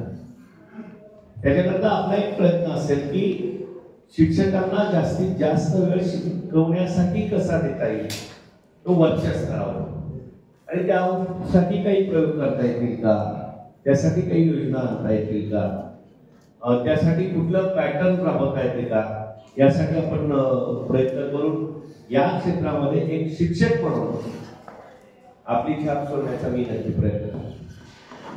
त्यासाठी सर तुम्हाला खूप खूप शुभेच्छा. आपण एक सृजनशील शिक्षक म्हणून इतके दिवस सामाजिक कार्य केलेलं आहे, एक सामाजिक बांधिलकी आपल्यामध्ये आहे. आता लोकप्रतिनिधी म्हणून आपण काय काम करू इच्छितो, कुठल्या विषयाला आपण प्राधान्य देणार एक लोकप्रतिनिधी म्हणून? अन्न वस्त्र निवारा या माणसाच्या गरजा आहेत. त्याच्यानंतर चौथी गरज आहे शिक्षण. हे सगळं जरी खरं असलं तरी ग्राउंड लेवलवर आजही भारत देशामध्ये 70% लोक शेती करतात. कोरोनामध्ये सगळं बंद पडलं पण शेती बंद पडली नाही म्हणून आपण जगलो आहोत. शेतकऱ्यांसाठी कमीत कमी 8 ते 10 तास वीज मिळणं, त्यांचा बांधावरचा माल मेन रोडवर येणं, म्हणजे अनेक ठिकाणी शेत रस्त्याचे प्रश्न आहेत, पालन रस्त्याचे प्रश्न आहेत. त्या प्रश्नांची जाण फिरत असताना आपल्याला झाली, त्यासाठी आपण प्रयत्न करणार आहोत. आता इतकी मोठ्या संख्येनं फार्मसी कॉलेजचे विद्यार्थी बाहेर पडतात, यांना देखील या भागामध्ये काय रोजगार उपलब्ध करून देता येईल यासाठी प्रयत्न करायचे आहे. त्याच्यानंतर एक चांगला समाजसेवक म्हणून आपली भूमिका राजकारणाने देखील पार पडावी अशा मताचा मी आहे. आणि वीज, रस्ते, त्याच्यानंतर पाण्याचा प्रश्न आपल्या भागामध्ये आहे, त्याच्यासाठी आपण प्रयत्न करणार आहोत. सगळ्या गोष्टी करत असताना आपल्याला नवा म्हणून तिथं बरंच शिकण्याची संधी आहे. त्या विधान भवनामध्ये, मंत्रालयामध्ये ते सगळं शिकत आपल्या मतदारसंघाचा विकास कसा करता येईल, एक जसं शिक्षणाचा लाऊड स्पीकर पॅटर्न निर्माण केला तसं मार्गाच्या विकासाचा पॅटर्न काही करता येईल का या दृष्टीनं मी पाहणार आहे, काम करणार आहे. नक्कीच जर मला 4 वर्षानंतर बोलवला तर त्या 3-4 वर्षामध्ये फरक तुम्हाला दिसून येईल ही खात्री मी या ठिकाणी देतोय, कारण माझे मार्गदर्शक चांगले आहेत. विरोधामध्ये असणारे अनेक चांगले मित्र आपण जमवलेले आहेत, तेही अभ्यासू आहेत, त्यांच्याही अभ्यासाचा फायदा आपल्याला होईल. तिथं असणारे अनेक पक्षातील, माझ्या सहकारी पक्षातील लोक माझ्यासोबत आहेत, त्यांना घेऊन एक मॅप चांगला तयार करून आपण त्यासाठी प्रयत्न करूया. या सर्व प्रश्नांबरोबर प्रचारात फिरत असताना तुम्हाला काय अडचणी जाणवल्या, ज्या खेडेगावांमध्ये असतील किंवा उमरगा लोहारा शहरामध्ये असतील? निवडणूक म्हटलं की पैसा एक महत्वाची अडचण असते. फॉर्म भरायच्या दिवशी माझ्या खिशात किती रुपये असतील? येस, 2,500 रुपये. आणि फॉर्म भरायला 5,000 रुपये लागायचे होते. घरात आवाहन केलं की एक आशीर्वाद रूपामध्ये बहिणींकडून ओवाळणी घ्यावी, लेकीकडून घ्यावी म्हणून मी ते पैसे त्यांच्याकडून जमा केलं आणि फॉर्म भरला. आणि निवडणूक कॅम्पेनिंग मध्ये सगळ्यात मोठी अडचण पैशाचीच असते बरं का. कधी कुठं एखादा गरज तुमच्या समोर येईल आणि त्याची अडचण आता सोडवायची काय, अशा वेळी पैसा. मला लोकांनी पैसे कमी करू दिले. ज्यावेळेस मागणीच्या सभेमध्ये आम्ही आवाहन केले की आपल्याला पैशाची गरज आहे, 60,000 रुपये एका सभेचे तिथे जमा झाले. ओमराजे निंबाळकर साहेब भाषण करत होते, मी पाठीमागे बसलेलो होतो. 20 रुपये घेऊन रिक्षेवाला माझ्याकडे आला. साहेब 20 रुपये घ्याल का? मी म्हणलं तुझा 1 रुपया देखील मला महत्वाचा आहे. म्हणजे त्या 20 रुपयापासून ते काही लोकांनी लाखापर्यंत मदत केली आणि त्या अडचणीचा सामना आपण पुढे केला. दुसरी मोठी अडचण अशी होती की समोर बलाढ्य ताकदीचा उमेदवार होता, प्रचंड पैसा होता, टेक्स्ट टू सीएम होते. एकनाथराव शिंदे साहेबांचे अतिशय लाडके आमदार म्हणून आपल्या माझ्या आमदाराची ओळख. पण पुन्हा माझं सांगणं असेल की तुमच्या समोरचा किती बलाढ्य आहे हे विचार तुम्ही कधीच करू नका. तो विचार केला की तुमच्या मनावर दडपण येईल, तुमच्या मनामध्ये भीती वाटेल. जिजाऊनं असं विचार केला असता तर एवढ्या मोठ्या पक्ष आहे, एवढे मोठे साम्राज्य असणारे लोक आहेत आणि त्यांच्या समोर आपल्या लाडक्या बाळाला हिंदवी स्वराज्य संस्थापक होण्याची शपथ आपण देतोय, शिकवण असं देतो आहे, असं जर त्यांच्या आईनं म्हटलं असतं आणि माझ्याही आईनं म्हटलं असतं नाही हे क्षेत्र चांगलं नाही, इथं असे धोके आहेत, तर मी कदाचित आमदार होऊ शकलो नसतो. अडचणी आणत असतात, त्याला मार्ग आपोआप निघत असतो, कधी कधी मार्ग निर्माण करावा लागतो. तुम्ही तो निघायची वाट बघण्याअगोदर तुम्ही मार्ग निर्माण करण्याचा प्रयत्न केव्हाही केला पाहिजे. राजकारणामध्ये सगळ्याच गोष्टी असतात, काही करीत धरून चालल्या पाहिजेत. समोर जी ताकद जोखायची पण त्याला घ्यायचं नाही, त्याच्यासाठी प्लॅनिंग तुमच्याकडे असलं पाहिजे. छत्रपती शिवाजी महाराजांना माहित नव्हतं का समोरचा खूप बलाढ्य आहे, पण त्यांनी त्याच्या दृष्टीनं तो किती बलाढ्य आहे हे जोखून त्याच्या दृष्टीनं प्लॅन केला. आपल्या भौगोलिक परिस्थितीचा अभ्यास केला, गनिमी काळवा आखला आणि ते स्वराज्य संस्थापक झाले. तसंच काहीशी आपल्या बरोबर झालं. माझ्यासोबत असणारा राष्ट्रीय काँग्रेस पक्ष, शरदचंद्र पवार गट, माझे तरुण तडफदार असणारे तुमच्यासारखे सगळे मित्र, ज्येष्ठ असणारी शिवसैनिक मंडळी जे माननीय बाळासाहेब ठाकरे यांच्यावर प्रेम करणारी होती. कोण आहे माहित नाही, पण हा शिवसैनिक आहे एवढंच त्यांनी जोखलं आणि आपल्याला मदत केली. अशा अनेक अडचणी त्या काळामध्ये आल्या, पण महत्वाच्या गोष्टी तुम्हाला 1-2 सांगितल्या आणि त्याही अडचणीचा आपण सामना करत गेलो. आता तर निवडून आल्यानंतर त्या अडचणी वाढतात. कधी घरगुती अडचणी येतात, कधी राजकीय अडचणी येतात, कधी सामाजिक अडचणी येतात, कधी प्रशासकीय येतात, पण प्रत्येकामध्ये तुम्ही मार्ग शोधला पाहिजे आणि त्याच्यातून निघून पुढे गेलं पाहिजे.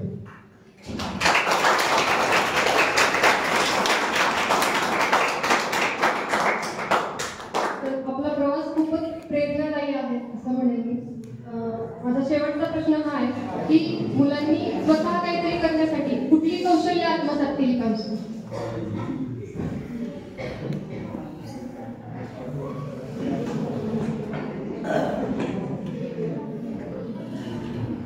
हा प्रश्न खरं तर तुमच्यासाठी आहे.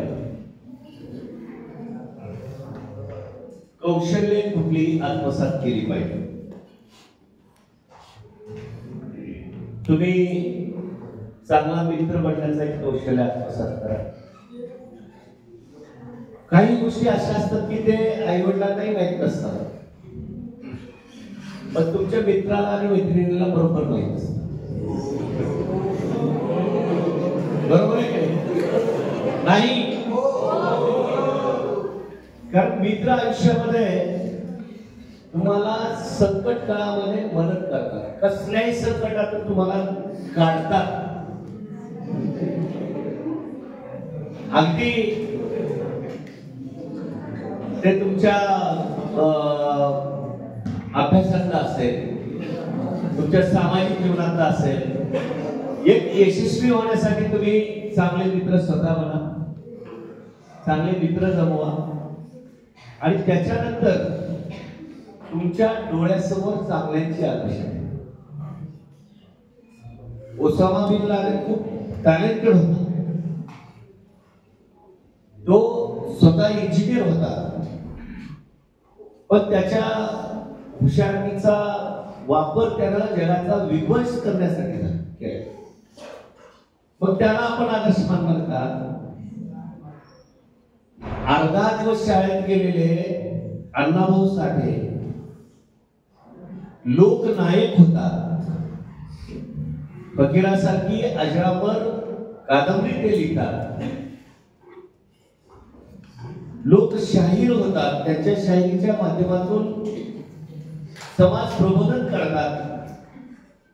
हे आपण त्या लोकशाहीर अण्णाभाऊ साठेंचा एक आदर्शवत जीवनपट आपल्या डोळ्यासमोर ठेवला पाहिजे.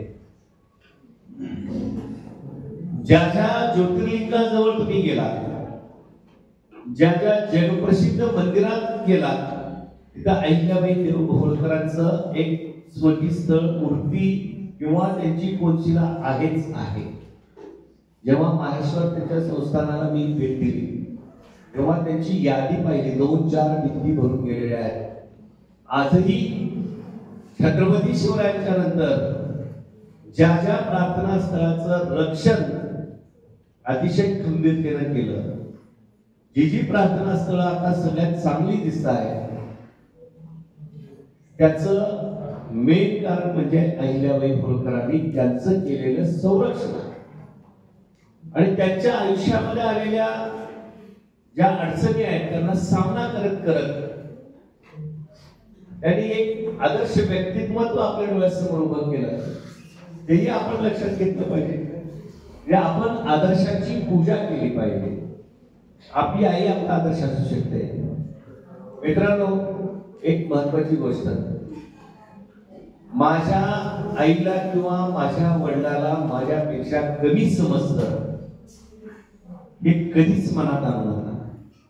अनेकदा म्हणतो, तुला काय कळत का, बस तुला काय शिकले नाहीस, काय नाही, मी फार्मसी झालेलो आहे, बी झालं, डी झालं वगैरे वगैरे. काय नाही, जगातल्या 100 PhD एकीकडे आणि ऐकत नाही एकीकडे. लक्षात ठेवा, जगातल्या 1,00,000 PhD आणि बापाचं ताकद आणि बाप असलेलं सामर्थ्य हे वेगळं आहे. लक्षात ठेवा, कारण आई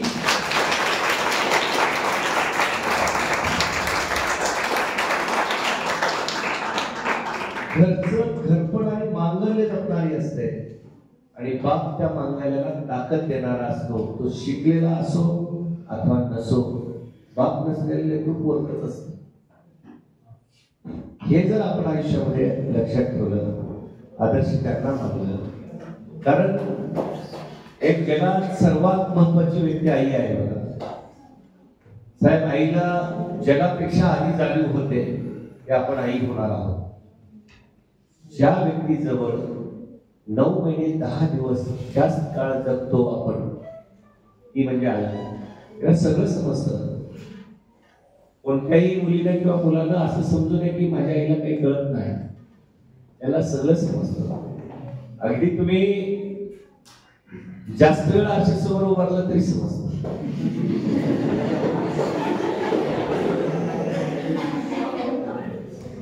तुम्ही बघा, लक्षात येत नाही असं नाही. पण चला आपलं लेकरू चांगलं आहे हा विश्वास त्यांच्या मनामध्ये असतो. त्यांच्या विश्वासाला तडा जाऊ नाही दिला की तुमच्या आयुष्याचं कला नको. आणि तुम्ही फसवत गेलात की तुम्ही फसत जा, कोळ्याच्या जाळीमध्ये फसत जा. एका दिवशी मग एखादी पाल येते आणि आपल्याला त्या कोळ्याच्या जाळीमधून देखील ओढ मिळू शकते. त्याच्याकरता चांगल्या विचारांच्या व्यक्तीचा आदर्श तुमच्या मनामध्ये ठेवा. आई वडिलांचा सन्मान तुम्ही करायला शिका. मित्र चांगले जमवा पेक्षा तुम्ही चांगले मित्र बना दुसऱ्याचे. या जर गोष्टी आपण लक्षात ठेवल्या तर नक्कीच एक आपलं आयुष्य अतिशय सुखकर होतं. याही पेक्षा तुमचे प्रश्न संपले असतील तर त्यांच्यातून काही प्रश्न असतील तर आपण त्यांना विचारायला अगदी 2 मिनिट संधी देऊ. 1 तास झाले नाही, जास्त वेळ झाला. विद्यार्थ्यांमधून कोणाला काही प्रश्न असतील तर आपण विचारू शकतो. बाउन्सर टाकू नका, कारण विजयी चौकार रोखणार आणि षटकार मारणार नाही. कुठल्या प्रकारच्या इंडस्ट्रीज आपण आणायचा प्रयत्न करणार आहोत?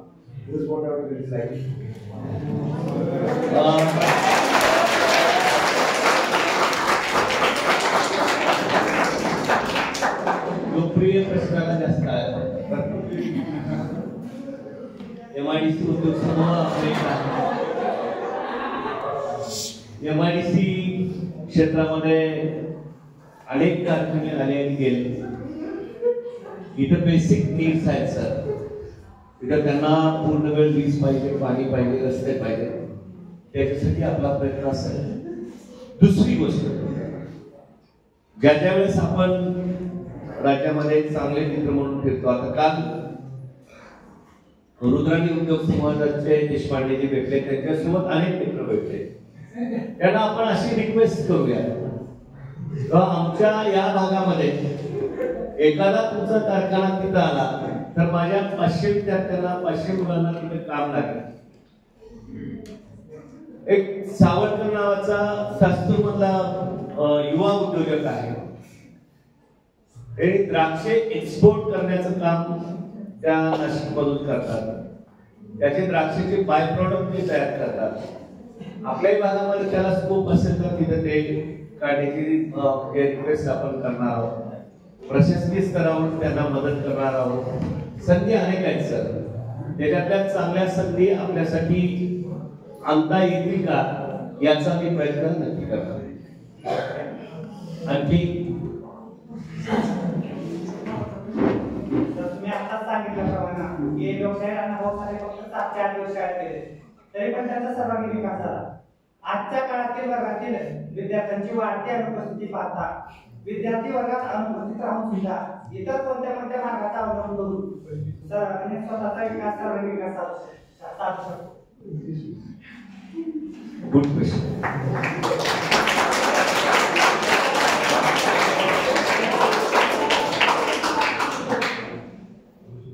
विधानसभेमध्ये मी रात्री 11:10 बसणारा एक देव आमदार आहे.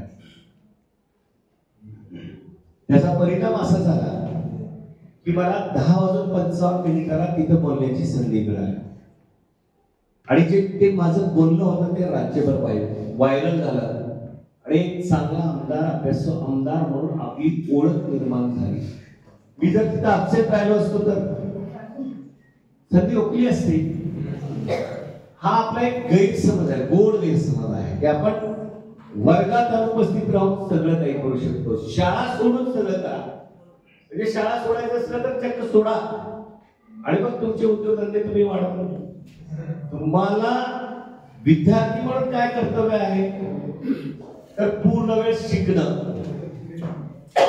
आणि ते पूर्ण वेळ शिकत असताना इथले शिक्षक, इथले विद्यार्थी, इथं तुम्हाला दिले जाणारे अनुभव हे सगळेच कामाला येणार आहे. त्याकरता आपण विद्यार्थ्यांची उपस्थिती चांगली राहावी, 100% राहावी. आणि त्यातल्या त्यात जे असे डिप्लोमा कोर्सेस आहेत जिथं चटकन आपल्याला अर्निंग चालू होते त्या कोर्सेसची तर उपस्थिती 100% राहायला पाहिजे या मताचा मी आहे. ग्रॅज्युएशन ज्याला एम नाही ते एमलेस विद्यार्थी असं करतात असं माझं मत आहे. एमलेस कोण असतं रे? सकाळी आपल्या गोठ्यातली गाय उठते, शेतकरी माणूस त्याच्या खालचा सडा चारवण सगळं करतात, गायला स्वच्छ करतात, दूध काढतात, गाय चरायला जाते, पुन्हा संध्याकाळी घरी येते, घरी येऊन पुन्हा तेच दूध काढणं, गाय पण आराम करते, आपण पण आराम करतो, पुन्हा सकाळी तेच.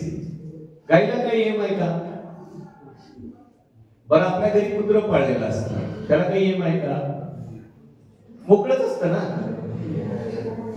आपण तुमच्या डोळ्यासमोर जर एम असेल आणि जर ते साध्य करायचं असेल तर तुम्ही कोणतीही गोष्ट करता त्याला पूर्ण वेळ द्यायचा प्रयत्न. नाहीला नसेल तर मग असू द्या. मी ट्रेनिंग घ्यायचो साहेब, ट्रेनिंगला कधीही मी एकही मिनिट चुकायचो नाही. त्याचं कारण असं आहे, मी विधानसभेतलं तुम्हाला उदाहरण सांगितलं, मी कंटाळून मला माझ्या बाहेर गेलेल्या आमदार मित्रांनी म्हणलं इथं मी खुर्चीसारखंच वागते. जर मी बाहेर गेलो असतो तर मला ती संधी तिथे बोलायला मिळाली नसते. एकतर विरोधक आम्ही कमी आहोत, हे बहुमत इतकं मोठं आहे की 250 विरुद्ध बाकीचे आम्ही सगळे आहोत. संधी कमी आहे, त्याची तुम्ही त्या संधीचं सोनं करण्याचा प्रयत्न करा. शिक्षण ही एक तुम्हाला संधी आहे आणि ते अपसेट राहून कधीही त्या संधीचं सोनं करता येत नाही, या मताचा आहे. जर तुमचं मत वेगळं असेल तर ते सिद्ध करा. जसं आपण आपल्या प्रवासामध्ये सांगितलं की आपण लहानपणापासून संघर्षामध्ये वाढलेले आहोत, त्या संघर्षामधून आपण खूप काही शिकलं. त्याचबरोबर आपण खूप हुशारही होतात आणि खोडकरही होतात. त्याचबरोबर संघर्ष करत असताना आपण एन्जॉय केलं पाहिजे, हे आम्हाला शिकायला मिळालं. त्याचबरोबर प्रेरणा ही आपल्याला कुठे विकत मिळत नाही, ती आपल्या परिस्थितीतून निर्माण होते. त्याचबरोबर आपण मित्र बनवणं सोपं असतं, आपण 4 गोष्टी कोणाशी बोललो तर तो आपला मित्र होऊ शकतो, पण ती मैत्री सांभाळणं हे कठीण काम आहे आणि ते गरजेचं आहे. त्याचबरोबर लाईफमध्ये आपल्याला ऍडजस्टमेंट करता आली पाहिजे, आपला प्लॅन बी आपल्याला ठेवता आला पाहिजे, आपली पॉझिटिव्हिटी आपल्यासोबत असली पाहिजे. ह्या सर्व गोष्टी आम्हाला शिकायला मिळाल्या. आपण आपल्या कौशल्याची जर छाप सोडली तर आपल्याला संधी नक्कीच मिळते आणि त्या संधीचं सोनं आपल्याला करता आलं पाहिजे. जसं सरांनी केलेलं आहे, विधानसभेमध्ये असेल, भाषण करत असताना किंवा सामान्य शिक्षक ते आमदार या प्रवासामध्ये असेल तर आपले खूप खूप अभिनंदन. त्याचबरोबर आजच्या कार्यक्रमासाठी उपस्थित संस्थेचे अध्यक्ष माननीय श्री BH बेडतुर्गे सर यांनी आजच्या कार्यक्रमाला परवानगी दिली त्याबद्दल आपले आभार सर. त्याचबरोबर प्रमुख पाहुणे म्हणून उपस्थित असलेले माननीय डॉक्टर विजय बेडतुर्गे सर यांनी वेळातला वेळ काढून उपस्थित राहून आम्हाला प्रोत्साहन दिले. त्याचबरोबर महाविद्यालयाचे प्राचार्य यांनी आम्हाला हा कार्यक्रम घेण्यासाठी अत्यंत महत्त्वाचं प्रोत्साहन दिलं आणि मदतही केली, त्याबद्दल सर आपलेही आभार. आणि आपण मला इथे बोलण्याची संधी दिली त्याबद्दल सुद्धा आपले आभार. त्याचबरोबर विद्यार्थी आणि सर्व कर्मचारी वर्गांनी इथं उपस्थित राहून या कार्यक्रमाची शोभा वाढवली आणि प्रतिसाद दिला त्याबद्दल आपल्या सर्वांचेही आभार. आणि सगळ्यात शेवटी पण खूप महत्त्वाचं, आजच्या कार्यक्रमासाठी प्रमुख पाहुणे आणि प्रमुख मार्गदर्शक म्हणून लाभलेले स्वामी गुरुजी म्हणेल तर मी तुम्हाला गुरुजी, माननीय आमदार, आपण वेळातला वेळ काढून उपस्थित राहिलात, विद्यार्थ्यांसोबत आपला प्रवास, आपले विचार शेअर केले त्याबद्दल आपले खूप खूप आभार. आणि पुढील वाटचालीस Shivai charitable trust, college of pharmacy आणि इन्स्टिट्यूट ऑफ नर्सिंग तर्फे मी प्राध्यापिका अंकिता बालाजी वडजे आपले खूप खूप अभिनंदन करते आणि आजचा हा कार्यक्रम इथे संपला.